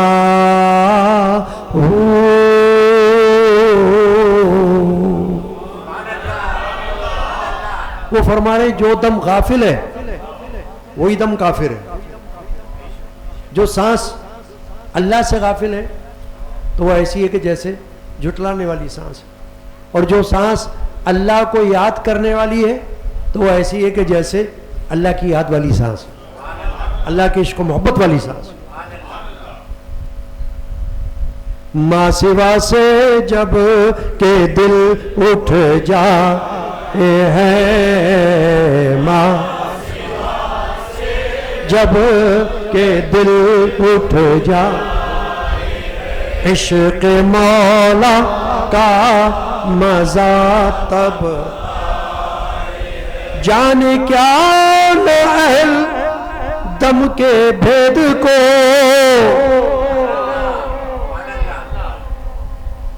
ہمارے سانس کے راز کو نائل کیا جانے، وہ تو خالی یہ سمجھتا ہے کہ سانس آ رہی ہے ایک سانس جا رہی ہے، بس سانس کو صرف سانس سمجھتا ہے. یہ نہیں سمجھتا کہ کون سی سانس اللہ کی یاد والی ہے اور کون سی سانس بیکار سانس ہے جو ہم لے رہے ہیں. جو سانس اللہ کی یاد میں لے رہے ہیں وہ سانسیں ہیں جو ہمیں بعد میں نفع دینے والی ہیں. جانے کیا نہ اہل دم کے بھید کو، ذوق دم کا اہل حق ہی پائے ہے، ذوق دم کا اہل حق ہی پائے، ماں سوا سے جب کہ دل اٹھ جائے، عشق مولا کا حیف ان پر جن کا دنیا میں مدام، مدام مانے ہمیشہ، حیف کے معنی افسوس، ان پر افسوس ہے، حیف ان پر جن کا دنیا میں مدام، یاد حق بن دم اکارت جائے ہے، یاد حق بن دم اکارت جائے، فرما رہے ہیں ان پر افسوس ہے کہ دنیا میں ہمیشہ جن کا دم یاد حق کے بنا اکارت جا رہا ہے، یعنی دم تو آ رہا ہے اور دم تو جا رہا ہے، سانس تو رکی نہیں، جس وقت سانس رک جائے موت آ جائے گی، یہی تو ہوتا ہے نا کہ سانس رک گئی بس جسم سے تعلق ختم، روح پرواز کر جائے گی، تو سانس تو آ ہی رہی ہے، مرتے دم تک آتی رہے گی جب تک اللہ چاہے گا، لیکن سائی عبد الخلی رحمۃ اللہ علیہ جن کے عرس میں آپ بیٹھے ہو یہ بتا رہے ہیں کہ ان پر افسوس ہے کہ جن کا دم اللہ کی یاد کے بغیر اکارت جا رہا ہے، ضائع جا رہا ہے، یعنی اکارت، اکارت مانا ویسٹ ہو رہا ہے دم، یعنی سانس تو لے رہے ہیں اس میں تو کوئی شک نہیں، اندر بھی سانس لے رہے ہیں، سانس باہر بھی نکال رہے ہیں، رات دن گنتی بھی نہیں ہے کہ کتنی سانسیں لے رہے ہیں، بلکہ رات کو بھی سوتے ہوئے بھی سانس لے رہے ہوتے ہیں، نیند میں بھی سانس ہو رہی ہوتی ہے، سانس تو بند ہوتی نہیں کبھی، مگر فرما رہے ہیں کہ افسوس ہے ان پر کہ جن کا یہ دم جو ہے یہ یاد الہی کے بغیر جا رہا ہے۔ ایک شعر فرمایا سائیں عبد الغنی نے سنسکرت زبان میں، ہندی اور سنسکرت میں، فرمایا منوش بڑا وہ بھاگونت جسے لگن ہر ہوئے، ہر کا معنی اللہ سنسکرت زبان میں، اپنی اپنی زبانوں میں نام ہے نا، منوش بڑا وہ بھاگونت، وہ آدمی بہت خوش قسمت ہے جسے لگن ہر ہوئے، سائی غنی وہ ڈھور سما جو کھائے پیے اور سوئے، فرما رہے وہ جانور کی طرح ہے ایسا ہی غنی جو کھائے پیے اور خوراٹے لے لے سو جائے، اللہ کی یاد سے کوئی غرض نہیں، اٹھے کھانا کھائے، کھانا کھائے سو جائے، منوش بڑا وہ بھاگونت جسے لگن ہر ہوئے، ہر اللہ کی یاد ہوئے جس کو، وہ خوش قسمت بندہ ہے، سائیں غنی وہ ڈھور سما، اے سائیں غنی وہ جانور کی طرح ہے جو کھائے پیے اور سوئے، کون جانے لذت ذکر خدا، کون جانے لذت ذکر یاد حق سے دل کو راحت آئے ہے، یاد حق سے دل کو راحت آئے، کون جانے لذت ذکر خدا، ہر بندہ نہیں جان سکتا، اگر جانتا ہوتا تو پھر ذکر خدا کا شوقین ہوتا، یہ ثبوت ہے پھر اس بات کا، دیکھیں نا حلقہ ذکر اللہ ہوتا ہے نا ہمارے ہاں، ہر جمعرات کو بھی ہوتا ہے، ہر چاند کی 10 تاریخ 11ویں رات کو بھی ہوتا ہے، تو ذکر اللہ ہوتا ہے نا اس میں، ابھی آپ نے ایک ذکر پڑھا نا اس میں سے لا الہ الا اللہ نفیس بات، اس طرح کے کئی ذکر ہوتے پڑھے جاتے ہیں، یہ دیکھیے پیچھے لکھے ہوئے دیوار پر، یہ تینوں طرف میں نے لکھوا دیا کہ دیکھ کر یاد آتا رہے ذکر اللہ، پڑھ کر یاد آتا رہے ذکر اللہ، اور معلوم ہو جائے کہ یہ ذکر اللہ یہاں کی شان ہے، اس قادری مسجد اور خانقاہ قادریہ علمیہ کی آن ہے، اور اس قادری مسجد و خانقاہ شریف کی پہچان ہے، اس لیے اس کو ثبت کر دیا دیوار پر۔ تو یہ فرما رہے ہیں صاحب عبدالغنی رحمۃ اللہ علیہ صاحب عرس، کون جانے لذت ذکر خدا؟ ہر بندہ تھوڑی جان سکتا ہے، بہت سے دنیا میں بندے گھوم رہے ہیں پھر رہے ہیں شکل و صورت انسانی کے اندر، لیکن ذکر خدا سے سب کا واسطہ نہیں ہے، ہوتا تو پھر کیا بات تھی، مگر نہیں ہے۔ اگر ذکر خدا سے واسطہ ہوتا تو موبائل چور کون ہوتا دنیا میں؟ اگر ذکر خدا سے واسطہ ہوتا تو ڈاکو کون ہوتا؟ ذکر خدا سے واسطہ ہوتا تو چور کون ہوتا؟ ذکر خدا سے واسطہ ہوتا تو فراڈی کون ہوتا؟ چیٹر کون ہوتا؟ سمجھ رہے بات؟ تو اس کا مطلب ہے ذکر خدا سے واسطہ نہیں نا، اس کو پہچان ہی نہیں اس کو، ذکر خدا کی لذت ہی نہیں ہے اس کے پاس۔ کون جانے لذت ذکر خدا، کون لذت ذکر خدا، یاد حق سے دل کو راحت آئے ہے، یاد حق سے دل۔ آخری شعر، اس میں بھی بڑی راز کی بات ہے۔ یاد والوں کو مبارک یاد ہو، یاد والوں کو مبارک یاد ہو، یہ غنی تو حق کو حاضر پائے ہے، یہ غنی تو حق کو حاضر پائے۔ کیا سمجھے آپ؟ سمجھیں گے تو سمجھ آئے، اور ہمارے یاد والوں کو مبارک یاد ہو، کیونکہ بہت سے لوگ وہ ہیں جو بھول جاتے پھر یاد آتا ہے تو یاد کرتے ہیں۔ یعنی کبھی کبھی ایسا بھی تو ہوتا ہے نا، جب جوش چڑھا تو خوب تسبیح، خوب ذکر اللہ،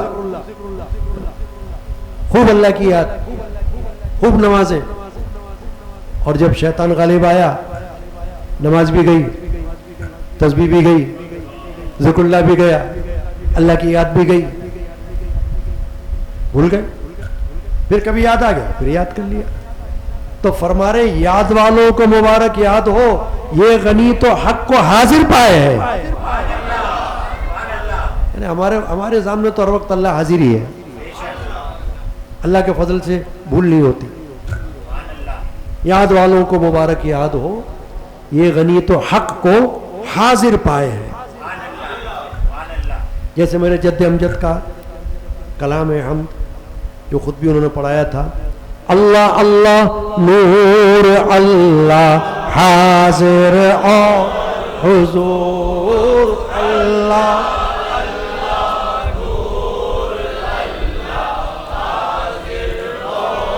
حضور،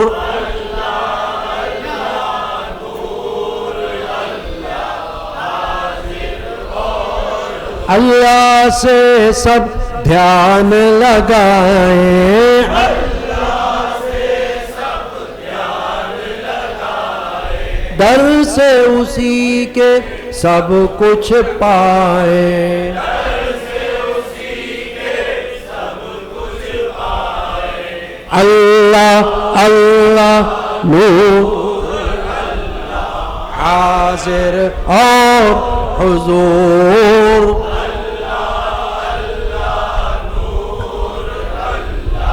حاضر اور حضور۔ بہت طویل اشعار ہے مگر میں نے 2 اشعار پڑھا دیے صرف توجہ دلانے کی۔ اللہ حاضر اور حضور، تو حضرت صوفی صاحب الغنی نے کیا فرمایا؟ یاد والوں کو مبارک یاد ہو، یہ غنی تو حق کو حاضر پائے ہیں،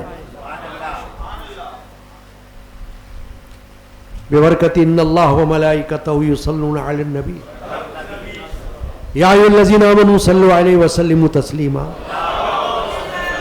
سیدنا محمد وعلی آلہ وسلم۔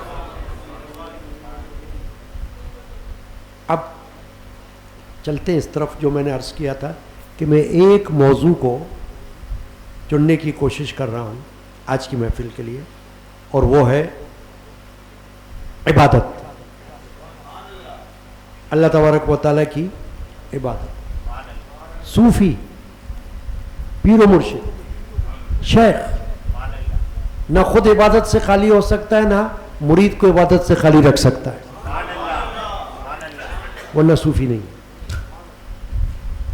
شریعت اور طریقت دونوں ساتھ ساتھ، اس کی تفصیلات الگ ہیں لیکن فرق نہیں ہے۔ شریعت اگر نہ ہو تو پھر صوفی صوفی نہیں ہے، ولی ولی نہیں ہے۔ اسی لیے آج کے زمانے میں خاص کر ہم کو سوچنا ہے، سمجھنا ہے، کیونکہ فتنوں کا زمانہ ہے، جعلی چکروں کا زمانہ ہے، ڈھکوسلوں کا زمانہ ہے، اس میں ہمیں بڑا سوچنا سمجھنا ہے، تعلیمات سے فیض حاصل کرنا ہے بزرگان دین کی، اور ہمارے خاندان علمیہ قادریہ کے صوفیاء کرام کی تعلیمات کو سامنے رکھ کر چلنا ہے، تو پھر انشاءاللہ دھوکہ نہیں ہو سکتا، کیونکہ سمجھ آ جائے گی نا، تو پھر سمجھیں گے۔ شریعت، حضرت صوفی صاحب غنی رحمۃ اللہ علیہ نے سمجھایا اپنے اشعار میں کہ شریعت کی اہمیت کیا ہے، اور عنوان رکھا آپ نے اس کا بیان اسرار شریعت، شریعت کے راز کا بیان۔ اسرار، سر کی جمع ہے اسرار، سر کہتے ہیں راز کو، بھید۔ اب فرما رہے ہیں صوفی صاحب غنی رحمۃ اللہ علیہ، جو شریعت کی طرف آیا نہیں وہ حقیقت کا مزہ پایا نہیں۔ اگر صوفی ہے شریعت کی طرف نہیں آیا تو صوفی نہیں، ولی ہے شریعت کی طرف نہیں آ رہا تو پھر ولی بھی نہیں۔ شریعت تو نبی کے پاس بھی ہے، ولی کے پاس بھی ہے، صوفی کے پاس بھی ہے، تبھی وہ نبی ہے، تبھی وہ ولی ہے، تبھی وہ صوفی ہے، شریعت کے بغیر نہیں ہے۔ تبھی وہ پیر ہے، تبھی وہ مرشد ہے۔ جو شریعت کی طرف آیا نہیں وہ حقیقت کا مزہ پایا نہیں۔ یہ شریعت کیا ہے؟ ایک بازار ہے، جنس جو لینا ہے یہاں تیار ہے، یعنی شریعت کی جتنے اعمال ہیں یہاں موجود ہیں، نماز موجود، روزہ موجود، تسبیح موجود، تلاوت قرآن موجود، عمرہ موجود، حج موجود، زکوٰۃ موجود، خیرات موجود، یہ شریعت کے اعمال ہیں، کیونکہ شریعت سے ثابت ہے۔ جو نام میں نے لیے ان میں سے کوئی نام ایسا نہیں ہے کہ آپ کہو کہ شریعت سے اس کا کیا تعلق؟ وہی صدقے خیرات کا تعلق شریعت سے نہیں ہے کیا؟ احادیث میں ذکر نہیں ہے کیا؟ حکم نہیں ہے کیا؟ ہے۔ نماز کا حکم، روزے کا حکم، تلاوت قرآن کا حکم، تسبیحات کا حکم، عمرے کا حکم، حج کا حکم، صدقہ و خیرات کا حکم، زکوٰۃ کا حکم، یہ شریعت ہے۔ مومن و کافر کی پہچان ہو یہاں، جاہل و ماہر کی پہچان ہو یہاں۔ مومن و کافر کی پہچان ہو جاتی ہے یہاں پر شریعت کے حوالے سے، کہ اگر شریعت پر ہے عامل تو ٹھیک ہے مومن ہے، اور جاہل اور ماہر اس کی بھی پہچان ہو جاتی ہے۔ پیرووں کو اس کے ہو اجر عظیم، اس کو کہتے ہیں صراط المستقیم، اس کو کہتے ہیں صراط المستقیم۔ کہ جو پیروکار ہے نا، جیسے آپ لوگ ہیں، ہم لوگ ہیں پیروکار، فالوورز، کہہ رہے ہیں ان کو اجر عظیم ملتا ہے، ثواب، اس کو کہتے ہیں صراط المستقیم، سیدھا راستہ، وہ شریعت کا راستہ ہے۔ شریعت سے الگ ہٹ کے کوئی تصوف نہیں ہے، کوئی تصوف نہیں ہے شریعت سے ہٹ کر، سمجھ گئے؟ باقی دنیا داری ہونے کو تو بہت ہو سکتی ہے۔ نفس کا ہو تزکیہ حاصل یہاں، ناقص انسان ہوتا ہے کامل یہاں۔ جامع کے اور جسم کے پاکی کا علم ہوتا ہے حاصل سبھی پاکی کا علم، جامع یعنی لباس، اور جسم کے پاکی کا علم یہ شریعت میں ملتا ہے، جس کو کہتے ہیں ہم طہارت۔ حدیث پاک میں الطہور شطر الایمان، طہارت ایمان کا حصہ ہے۔ طہارت یعنی پاکیزگی، یہ دین اسلام میں اس کی بڑی اہمیت ہے اور بڑا مقام ہے۔ دیکھیں نا، وضو کیا ہے؟ طہارت ہے۔ غسل کیا ہے؟ طہارت ہے۔ کسی اور مذہب میں ایسی طہارت کا وجود نہیں ہے کہ جیسی طہارت کا وجود دین اسلام میں ملتا ہے۔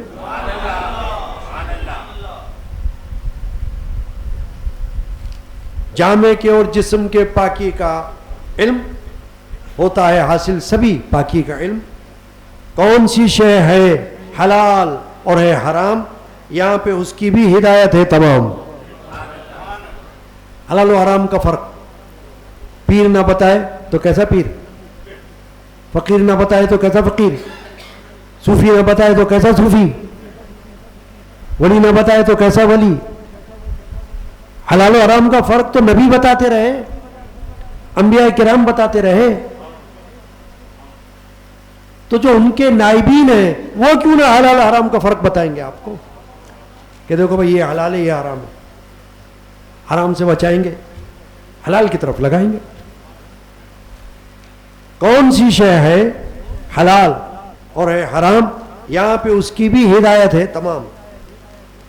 باطل و حق کا بھی یہاں انصاف ہے، نیک و بد کی بھی ہدایت صاف ہے، اور حقوق نفس اور حق العباد اور حق اللہ کا رشد جہاد۔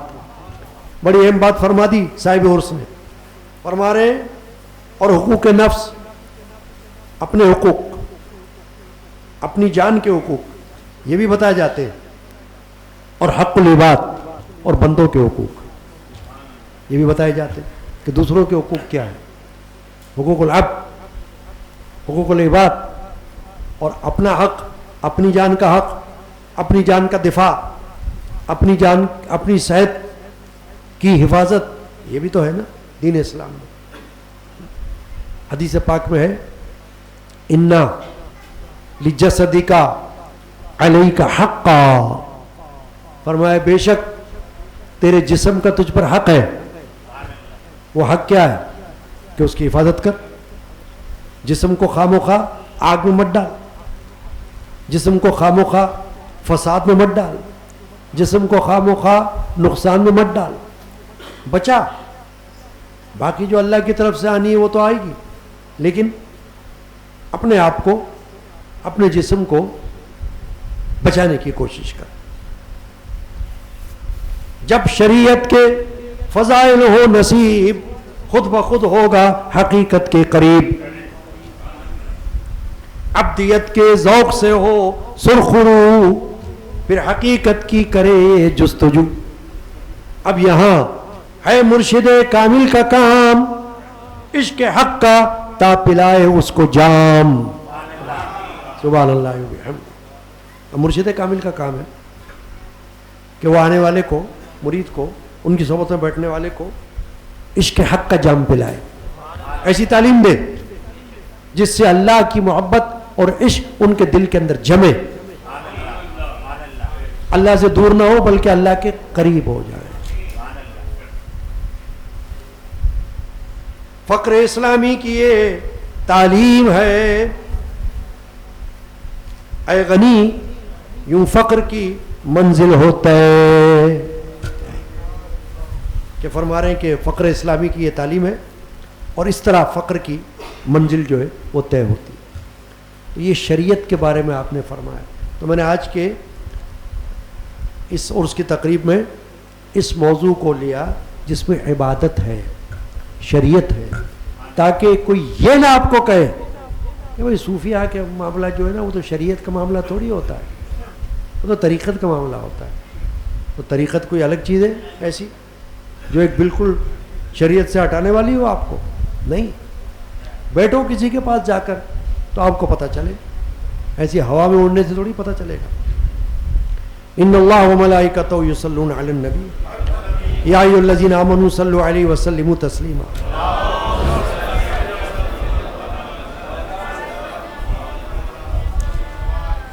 اب وہ جو میں نے موضوع جس کے بارے میں عرض کر رہا ہوں کہ چنا ہے آج کے، وہ ہے سجدہ. حضرت صوفی سعد الغنی رحمۃ اللہ علیہ کے کلام میں اور تعلیمات میں موضوع سجدہ ہے نا. عبادت بہت بڑا رکن ہے اسلامی عبادت میں سجدہ. اف بہت بڑی شان ہے. قرآن مجید کی سورۃ العلق ہے جس میں اللہ تبارک و تعالی جل شانہ نے فرمایا آخری آیات میں فسجد واقترب، اور سجدہ کر اور قریب ہو جا. کس کے قریب ہو جا؟ اللہ کے. حدیث پاک ہے، ایک نہیں کئی احادیث ہیں جس میں سرکار دو عالم صلی اللہ تعالی وسلم نے ارشاد فرمایا ہے کہ بندہ اپنے رب کے قریب سب سے زیادہ سجدے کی حالت میں ہوتا ہے. اب سجدہ جو ہے وہ نماز میں بھی ہے اور سجدہ بغیر نماز میں بھی ہے. ایک یہ رکن ایسا ہے سجدے کا کہ جو نماز میں اور غیر نماز میں بھی ہے. باقی آپ دیکھیں رکوع قیام وہ صرف نماز میں ہوتا ہے، اور ہر رکعت میں ایک رکوع ہے اور ایک ہی قیام ہے ایک رکعت کے اندر. مگر جب آپ 2 رکعت اگر نماز پڑھیں گے تو سجدہ جو ہے وہ بار بار آ رہا ہے. سجدہ ایک سے زیادہ بار ہے. اب سجدہ یہ جو آپ نے آیت شریفہ کا حصہ سنا وسجد سجدہ کر اور قریب ہو جا. حضرت صوفی صاحب غنی رحمۃ اللہ علیہ سجدے کے موضوع پر اپنے کلام کے اندر ایک جگہ نہیں کئی جگہ ہم سب کو تعلیم دے رہے ہیں، جس سے معلوم ہو رہا ہے کہ صوفی خود بھی سجدے والا ہوتا ہے، مریدوں کو بھی سجدے میں لگاتا ہے، تب صوفی ہے.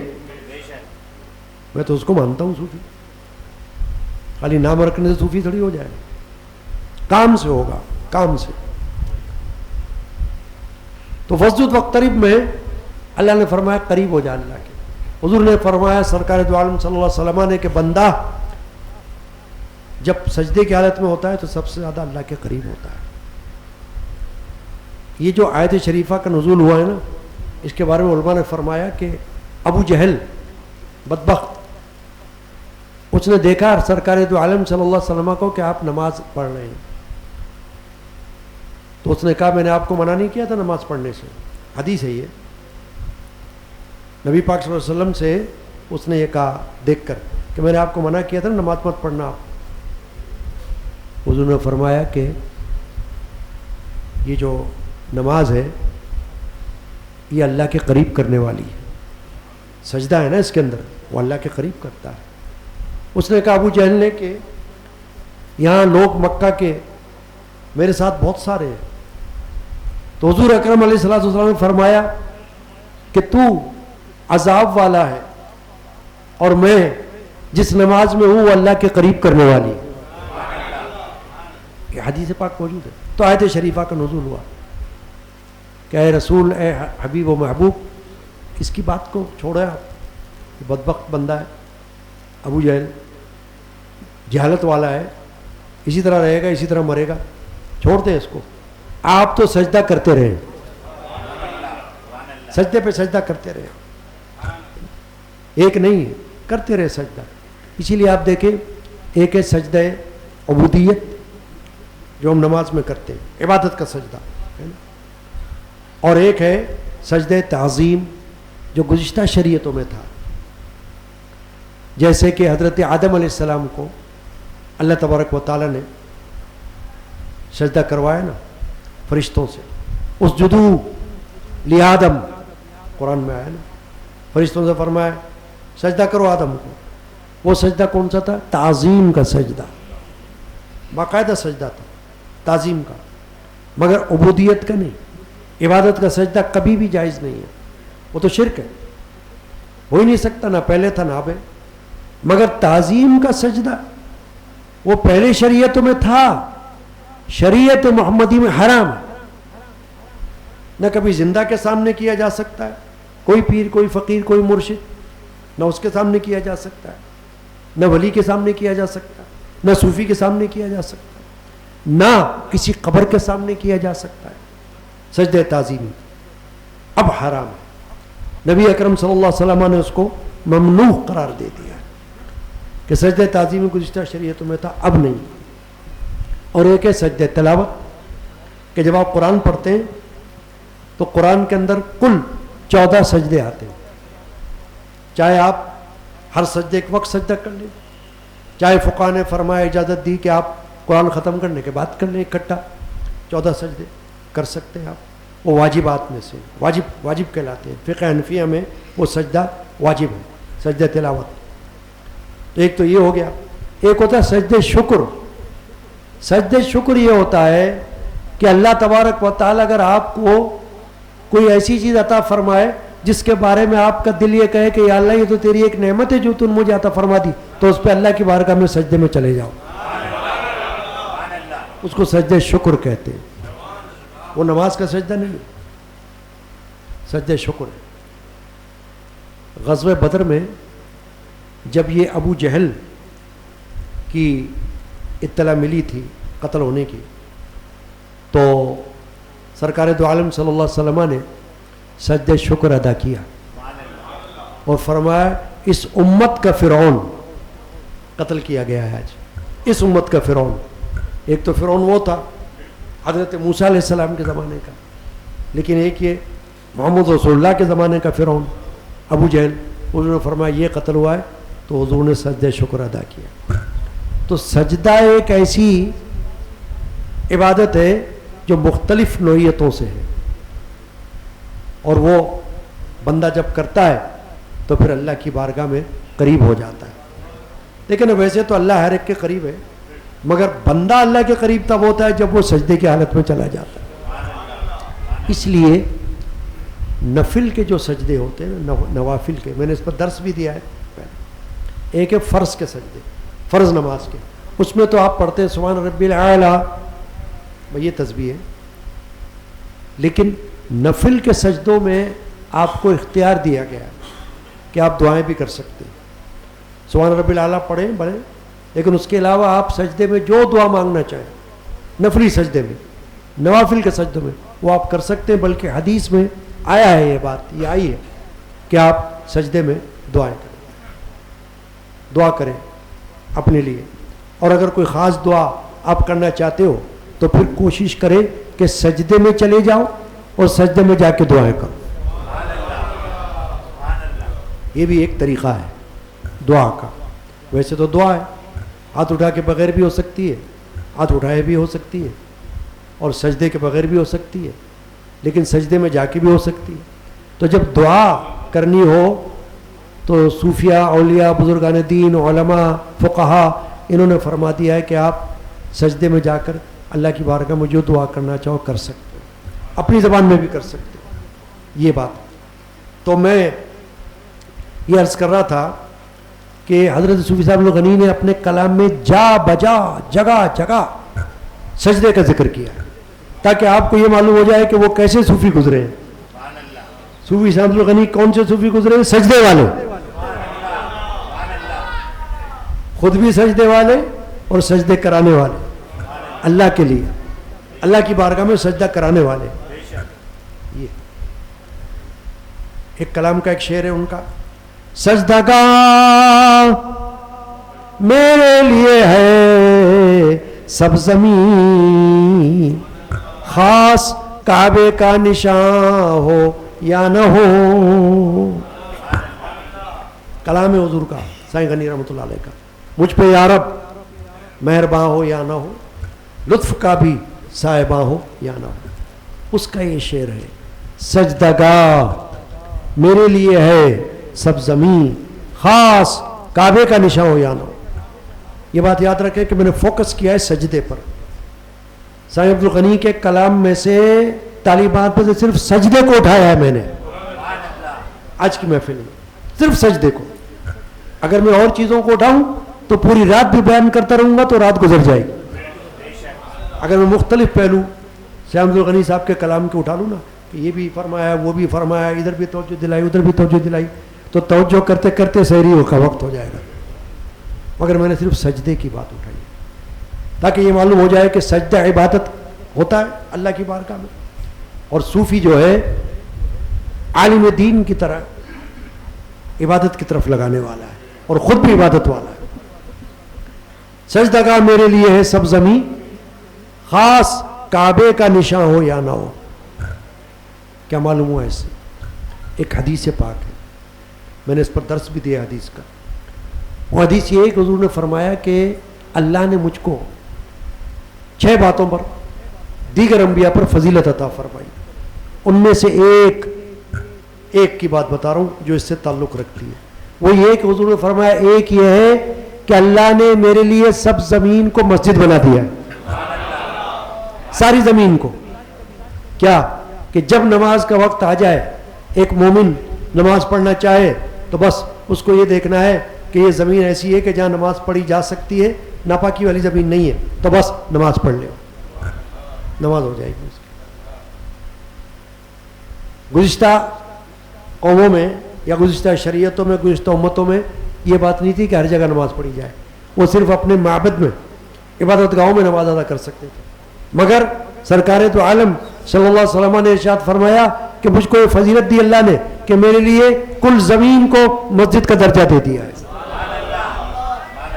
سجدہ گاہ میرے لیے ہے سب زمین, خاص کعبے کا نشان ہو یا نہ ہو. یہ نہیں کہ کعبۃ اللہ میں کھڑا ہوں گا تو ہی نماز پڑھوں گا وہاں, بلکہ جہاں بھی ہوں گا وہیں سجدہ کروں گا. ایک اور کلام ہے سائیں غنی صاحب کا, اس میں بھی سجدے کا ذکر فرمایا. کلام کا پہلا شعر یہ ہے, اے میرے مولا تیرے ہوتے ہوئے, اے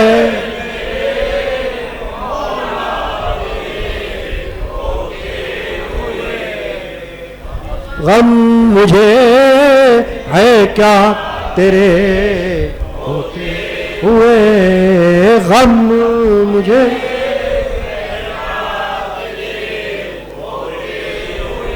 اس میں ایک شعر ہے, صرف اس لیے یہ کلام کی طرف اشارہ کر رہا ہوں. تیرے ہی سجدے میں قربان ہوگی جان, تیرے ہی سجدے میں قربان, دم بھی نکلے گا تیرے ہوتے ہوئے, دم بھی نکلے گا. دیکھا, اس طرف اشارہ ہے کہ اللہ میری جان تو تیرے سجدے میں قربان ہوگی, اور دم بھی نکلے گا تو تیرے ہوتے ہوئے نکلے گا. تو مطلب یہی ہے کہ میرے سامنے تیری ذات پاک ہوگی, ایمان پر میرا انشاءاللہ خاتمہ ہوگا, اور دم بھی نکلے گا تو تیری نام پر نکلے گا, تیرے ہوتے ہوئے.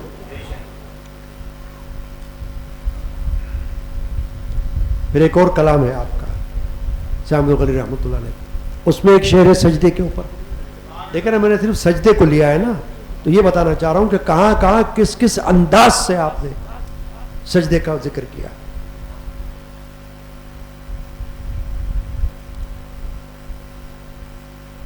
تیرے در پر آئیں گے تو دے نہ دے, تیرے در پر آئیں گے تو دے نہ دے, ہم تو مانگے جائیں گے تو دے نہ دے, ہم تو مانگے جائیں گے تو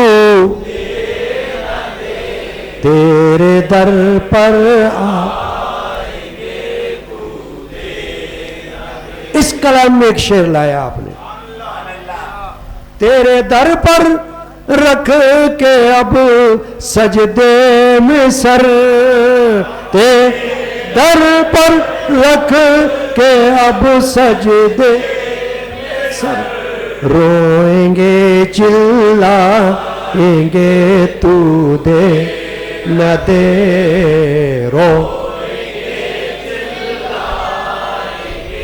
تو دے. دیکھا آپ نے,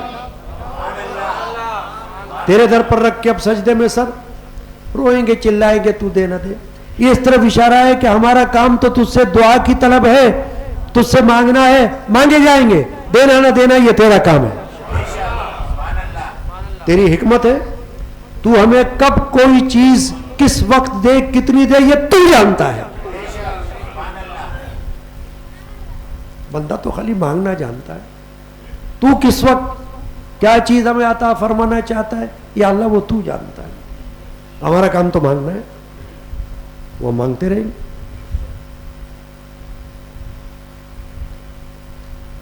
پھر آپ نے مختلف کلام میں, مختلف اشعار میں سجدے کا ذکر فرمایا. ایک جگہ آپ نے فرمایا سجدہ کرتے ہی غنی ہو جا فنا. ہاں, فرمایا سجدہ ایسا کر کہ تو اپنی ذات کو فنا کر دے, اپنی ہستی کو, یعنی کہ عاجز بن جا, عاجز انکساری والا بن جا. ایسا سجدہ, غرور کا سجدہ نہیں, تکبر کا سجدہ نہیں, عاجزی کا سجدہ. سجدہ کرتے ہی غنی رحمت اللہ علیہ ہو جا فنا, گر تو حق کا سچا عاشق زار ہے. اگر تو حق کا سچا عاشق ہے نا تو سجدہ کرتے فنا ہو جا. پھر ایک جگہ فرمایا حاضر ہوں حضوری میں سجدے میں میرا سر ہے. اللہ حاضر ہوں حضوری میں سجدے میں میرا سر ہے. یا رب ہے تو ہی دل میں اور خود تو ہی باہر ہے. یا رب ہے تو ہی دل میں اور خود تو ہی باہر ہے. اندر بھی تو ہی ہے اور باہر بھی تو ہی ہے. یہ تعلیم عام بندے کی تھوڑی ہو سکتی, صوفیہ اور اولیاء کی تعلیم ہے.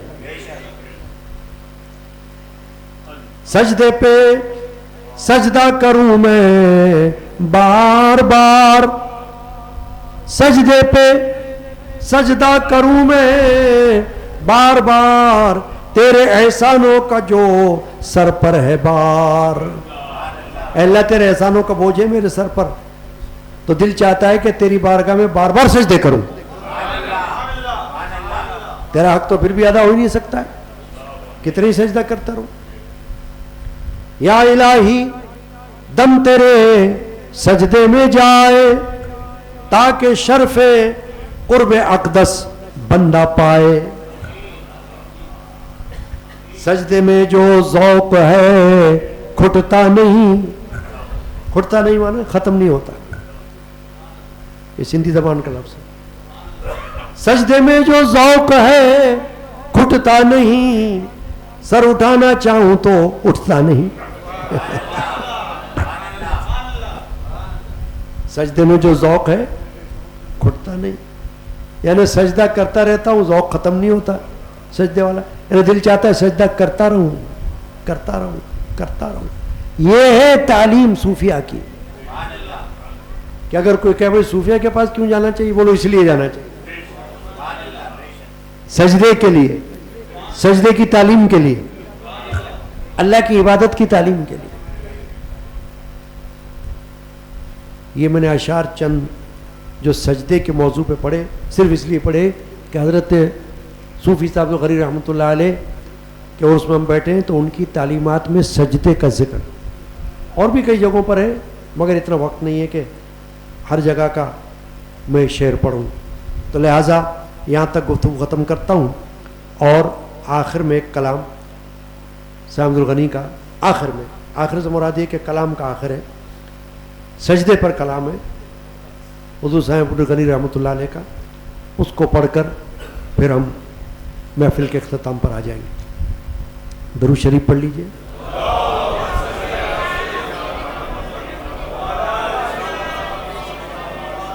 وعلی آلہ وسلم.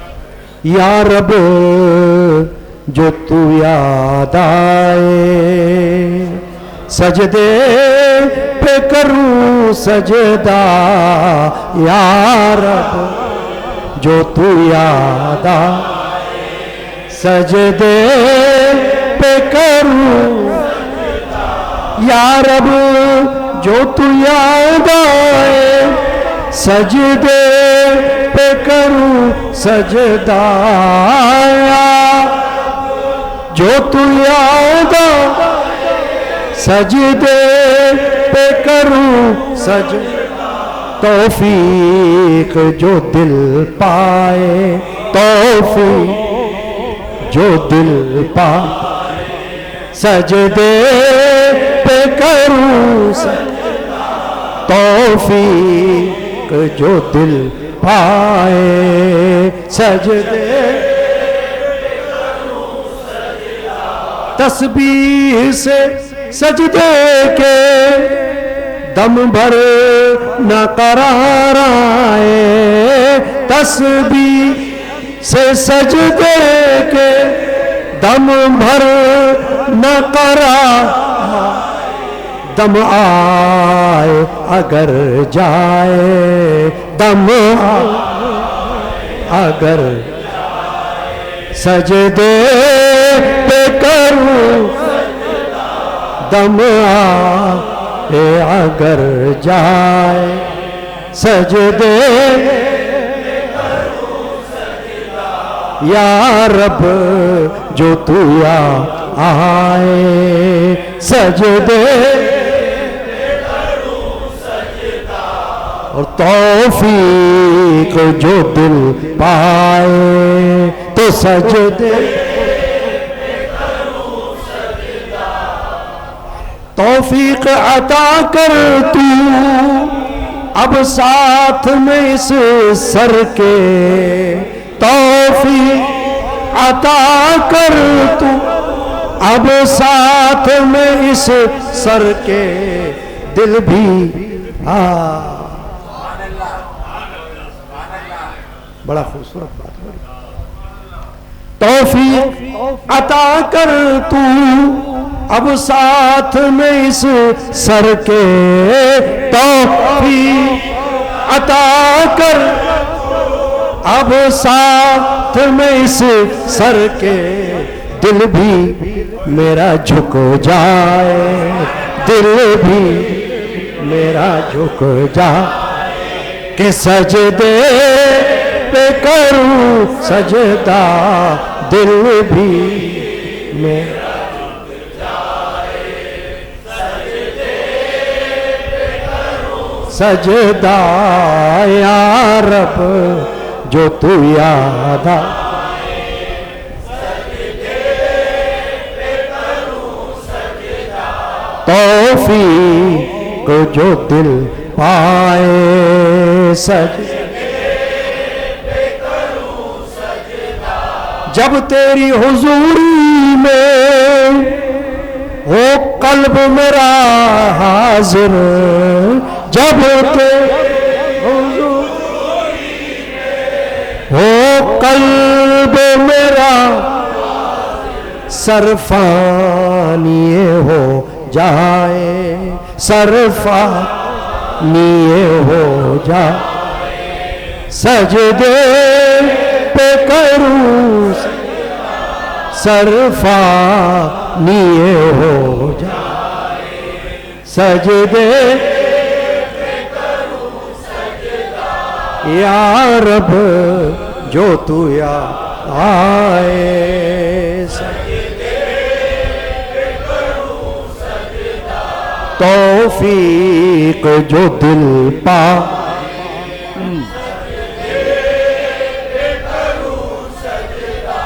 آخری شعر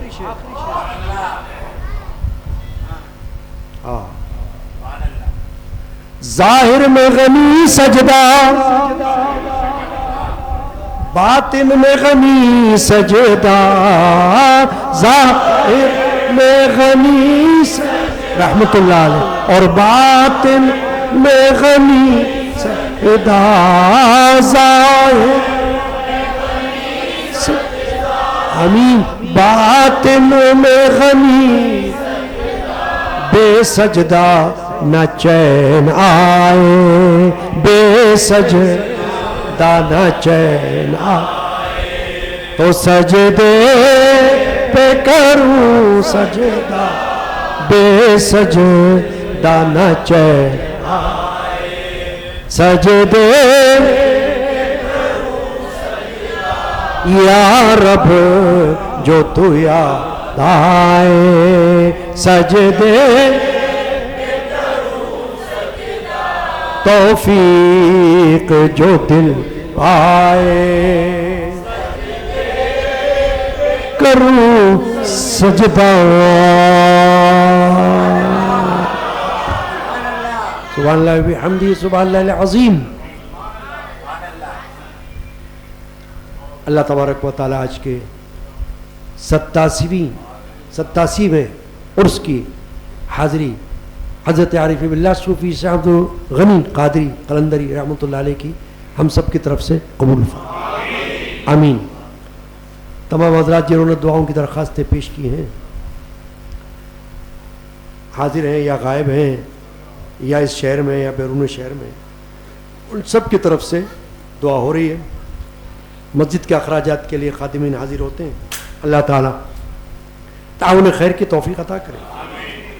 مجھ گناہ گار کی صحت کے لیے فوزیہ قریشی گھر والوں کی صحت کے لیے یاسر اور گھر والوں کی صحت کے لیے اسکول کے اسٹاف کے لیے دعاؤں کی درخواست ہے. اور جن جن خواتین حضرات نے مختلف شہروں سے اور مختلف ممالک سے دعاؤں کی درخواست کی ہے تو آج کی محفل میں ان کو نیت کے اعتبار سے شامل کر رہا ہوں کہ اللہ تبارک و تعالی آج کی دعا میں ان کو شامل فرمائے آمین. 3 بار سورہ اخلاص 1 بار سورہ فاتحہ تلاوت فرما لیں. اعوذ باللہ من الشیطان الرجیم بسم اللہ الرحمن الرحیم قل هو اللہ احد اللہ الصمد لم یلد ولم یولد ولم یکن له کفوا احد. بسم اللہ الرحمن الرحیم قل هو اللہ احد اللہ الصمد لم یلد ولم یولد ولم یکن له کفوا احد. بسم اللہ الرحمن الرحیم قل هو اللہ احد اللہ الصمد لم یلد ولم یولد ولم یکن له کفوا احد. بسم اللہ الرحمن الرحیم الحمد للہ رب العالمین الرحمن الرحیم مالک یوم الدین ایاک نعبد و ایاک نستعین اہدنا الصراط المستقیم صراط الذین انعمت علیہم غیر المغضوب علیہم ولا الضالین. ان اللہ وملائکتہ یصلون علی النبی یا ایھا الذین آمنوا صلوا علیہ وسلموا تسلیما. صلی علی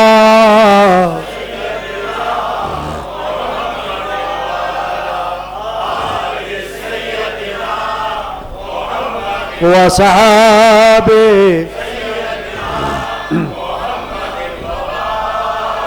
وابنہ سیدنا الشیخ الغوثان. آج کے عرس میں لنگر شریف جو آپ کو تقسیم کیا جا رہا ہے اور اس میں جن جن حضرات نے تعاون کیا ہے یا حصہ لیا دل سے دعا ہے حضرت صوفی صاحب الغنی کا فیض ان کو حاصل ہو فیض ان کو نصیب ہو ان کی روحانیت کی خوشی ان کو نصیب ہو فراخی کشادگی ان کو نصیب ہو خیر و برکت ان کو نصیب ہو آمین اللہم یا رب العالمین. کیونکہ یہ کسی کو ہم زبردستی نہیں کرتے بلکہ جو خود سے پیشکش کر لیتا ہے تو اس کا حصہ شامل کر لیا جاتا ہے بس. اللہ تبارک و تعالی قبول فرمائے. اللہم یا رب العالمین. الحمدللہ رب العالمین والصلاة والسلام علیکہ یا رحمت العالمین. یا اللہ یا رحمان یا رحیم. حضرت عارف باللہ صوفی سائیں عبد الغنی القادری قلندری رحمۃ اللہ علیہ کے 87ویں عرس مبارک کی حاضری ہم سب کی طرف سے قبول فرمائے. جو خواتین جو حضرات چھوٹے بڑے شامل ہیں ان کی شمولیت ان کی شرکت قبول فرمائے. جو کچھ ہم نے پیش کیا ہے نظم میں نثر میں یا اللہ ان سب کو قبول فرمائے. درود و سلام قبول فرمائے. سورہ فاتحہ سورہ اخلاص قبول فرمائے. حاضر لنگر شریف قبول فرمائے. حضور نبی کریم رؤوف رحیم صلی اللہ علیہ وسلم کی بارگاہ اقدس میں نظر فرمائے. صحابہ کرام اہل بیت اعظام تابعین تبع تابعین اولیاء کاملین رضی اللہ عنہم اجمعین کی بارگاہ میں نظر فرمائے. بالخصوص سیدنا غوث اعظم رضی اللہ تعالیٰ عنہ کی بارگاہ میں نظر فرمائے اور ہمارے مرشدان پاک کی ارواح کو ثواب فرمائے. بالخصوص صوفی صاحب الغنی القادری قلندری الرحمہ کی روح پاک کو ثواب فرمائے. ان کے درجات بلند کر ان کا فیضان عطا کر، ان کے توسل وسیلہ سے دعائیں قبول کر، یا اللہ ان کی تعلیمات کو قبول کرنے اور عمل کی توفیق عطا کر اور سمجھنے کی توفیق عطا کر، اور ان کی تعلیمات کے لیے اس قادری مسجد و خانقاہ قادری علمیہ میں حاضری کی توفیق عطا کر۔ آمین آمین آمین۔ کیونکہ یہ جو تعلیمات ہیں نا ان کی، یہ مت سمجھنا کہ صرف سال میں ہو رہی ہے، یہاں تو ہر جمعے کو بھی ہوتی ہے، ہر جمعرات کو بھی ہوتی ہے، ہر 11ویں شب میں بھی ہوتی ہے۔ تو کوئی یہ نہیں کہہ سکتا ہے سال میں عرس میں ہوتی ہے، جو سال میں آتا ہوگا اس کو لگے گا سال میں ہوتی ہے، کیونکہ وہ سال میں آ رہا ہے، سال میں آ رہا ہے نا، تو اس کو لگے گا بھائی سال میں ہو رہی ہے۔ اور جو ہر ہفتے آ رہا ہو، جو ہر مہینے آ رہا ہو، وہ تو دیکھتا رہے گا کہ یہاں تو ہوتی رہتی تعلیمات۔ یہی تو ہمارا اوڑھنا بچھونا ہے، یہی تو ہم کو ملا ہے ان سے ورثے میں، روحانی وراثت یہی تو ہے، ہاں یہی روحانی سرمایہ ہے، اسی پر ہمارا مرنا جینا ہے، اور انشاءاللہ یہی ہمارے کام آنے والا ہے اللہ کے حکم سے۔ آمین۔ اللہ اللہ انت لی نعم الوکیل، انت ربی انت حسبی یا جلیل۔ پڑھ وظیفہ دل سے تو یہ صبح و شام، تاکہ حق تیرا کرے خود انتظام۔ یہ عبد الغنی صاحب کے اشعار جو میں نے پڑھے تھے دعا کے، اللہ تعالیٰ قبول فرمائے۔ اللہم یا رب العالمین۔ اے خدا میرا مبارک یہ مقدر کر دے، اے خدا اللہم آمین۔ میرے ایمان سے میرے دل کو منور کر دے، میرے اللہم آمین۔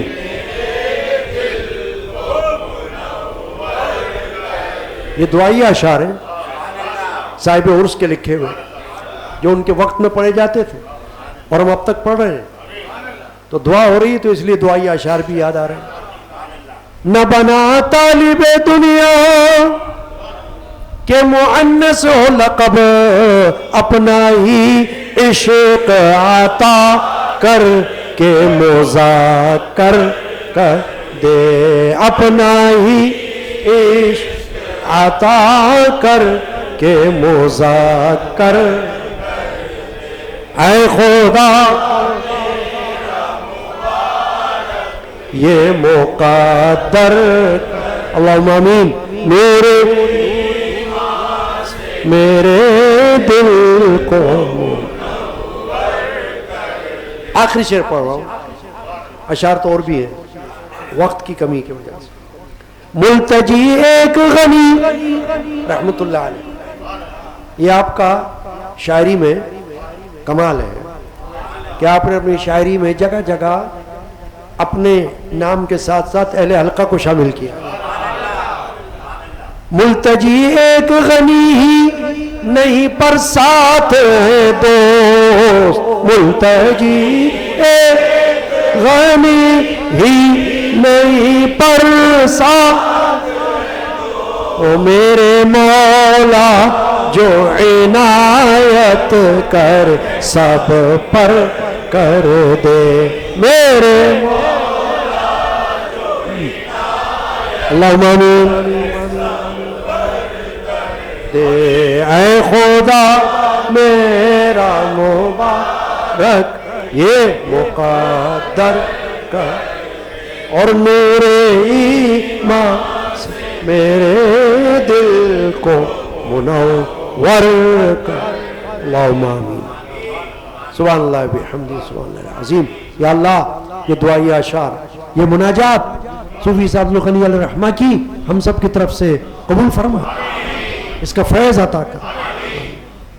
یا اللہ جو کچھ پیش کیا جا رہا ہے صوفی صاحب عبد الغنی علیہ الرحمہ کی روح پاک کو ثواب پہنچا، سیدی مرشدی مولانا شاہ محمد غلام رسول قادری علیہ الرحمہ کی روح پاک کو ثواب پہنچا، والد ماجد مولانا صاحبزادہ علم الدین القادری علمی علیہ الرحمہ کی روح پاک کو ثواب، مولانا محمد بشیر قادری علیہ الرحمہ کی روح پاک کو ثواب، آمین۔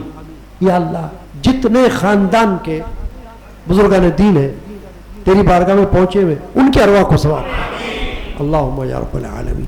اے اللہ جتنے عزیز و اقارب خواتین و حضرات جن جن کے بھی ہیں، اور پیر بھائی بہنیں جو جو تیری بارگاہ میں، ان کے ارواح کو ثواب پہنچا۔ کئی ایسے پیر بھائی بہنیں گزرے ہیں جو ان محافل میں آتے رہتے تھے، آج ہمارے درمیان نہیں ہے نا۔ اسی لیے یہ بات کو یاد رکھنا ہے کہ کیا پتہ کب کون سی محفل ہماری آخری ہو، تو اس لیے ہر محفل میں دعا کرنی چاہیے کہ اللہ تعالیٰ پھر ایسی حاضری نصیب کرے۔ اللہم ربنا، یا اللہ آج کے دعاؤں کی برکت سے جو بے روزگار ہیں انہیں حلال رزق عطا، ملازمت پہ کاروبار میں کامیابی عطا، رزق روزی کے دروازے ان پر کھول دے۔ جو طلباء و طالبات ہیں ان کو پڑھائی میں، امتحانات میں کامیابی عطا، ان کے لیے آسانی فرما دے۔ امین۔ اے اللہ جو بے اولاد ہے ان کے یہاں نیک اولاد عطا، اور جنہوں نے تمنا کی ہے ان کو نیک اولاد نرینہ عطا۔ یا اللہ جو بچے بچیاں ہیں ان کو نیک جوڑے عطا کر، جن ماں باپ نے عرض کیا ہے ان کے بچے بچیوں کے گھروں کو آباد کر دے، جلد سے جلد ان کو خوشخبریاں عطا کر دے، خوش نصیب کر دے۔ آمین۔ یا اللہ ان کو خوشیاں نصیب کر دے۔ اے اللہ نیک اور صحیح العقیدہ جوڑے عطا کر، صحیح العقیدہ رشتے عطا کر۔ اللہم ربنا آمین۔ یا اللہ جن کے عدالتی مقدمات ہیں ان میں ان کو کامیابی عطا کر۔ آمین۔ یا اللہ جو جائز مقدمات ہیں ان میں کامیابی عطا کر۔ اللہم یا ربنا آمین۔ اللہ پاک یا اللہ اس مملکت پاکستان کی حفاظت فرما، جہاں جہاں مسلمان ہیں فلسطین میں اور ہندوستان میں ان کی حفاظت فرما۔ یا اللہ جو دشمنان دین ہیں ان کو نیست و نابود کر دے، ان کا بیڑا غرق کر دے۔ آمین۔ ہمارے پاس تو دعا ہے اور دعا ہی کر سکتے ہیں، یا اللہ قبول فرما لے۔ آمین۔ اللہم یا رب العالمین۔ یا اللہ اس قادری مسجد اور خانقاہ قادریہ میں جتنے اہل حلقہ اور معتقدین آنے جانے والے ان کی حفاظت فرما، حفظ و امان میں رکھ۔ اگلا مہینہ آ رہا ہے، بڑا اہم مہینہ تمام قادریوں کے لیے، اور خصوصاً اس خانقاہ شریف سے وابستہ قادری مسجد اور خانقاہ قادری علمیہ سے وابستہ، کیونکہ یہ مرکز ہے قادریہ سلسلے کا، مرکزی مقام ہے، مرکزی، کیونکہ اولین قادری مسجد ہے اس شہر کی اور اولین خانقاہ قادریہ ہے، لہٰذا 11ویں شریف کا مہینہ آ رہا ہے جس کو کہتے ہیں ربیع الثانی، ربیع الآخر، چاند کی 10 تاریخ عشاء کی نماز کے فوراً بعد محفل کا آغاز ہو جائے گا۔ خود بھی یاد رکھ لیں اور اپنے عزیز و اقارب دوست احباب کو دعوت دیتے رہیں، اطلاع کرتے رہیں، نیکی ہے، اجر ہے، ثواب ہے۔ اللہ تعالی ہم کو اپنے وقت پر اس کی حاضری نصیب فرمائے۔ پھر اس کے بعد جو مہینہ آئے گا جمادی الاولیٰ کا، وہ عرس مبارک ہوگا ہمارے ان 2 ہستیوں کا، سید مرشدی مولانا شاہ غلام رسول قادری، والد ماجد مولانا صاحبزادہ علم الدین القادری، دونوں کا مہینہ ایک ہی ہے جمادی الاولیٰ، لہٰذا چاند کی 17 اور 18 کو محفل ہوں گی۔ اللہ تعالی حاضری کی توفیق عطا۔ امین۔ اے اللہ اگر کسی کو کوئی تمنا یا کوئی درخواست جو میرے لبوں پر آنے سے رہ گئی ہو، تو عالم الغیب ہے، اس کی تمنا کو پورا فرما دے، اس کی آرزو کو پورا فرما دے۔ آج اور اس کے مبارک کے برکت سے ان کی نیک آرزو پوری فرما۔ اللہم یا رب العالمین صلی اللہ تعالی علی سیدنا مولانا محمد وعلی آلہ وصحبہ وعلی بیتہ اجمعین برحمتک یا رب العالمین، بحق لا الہ الا اللہ۔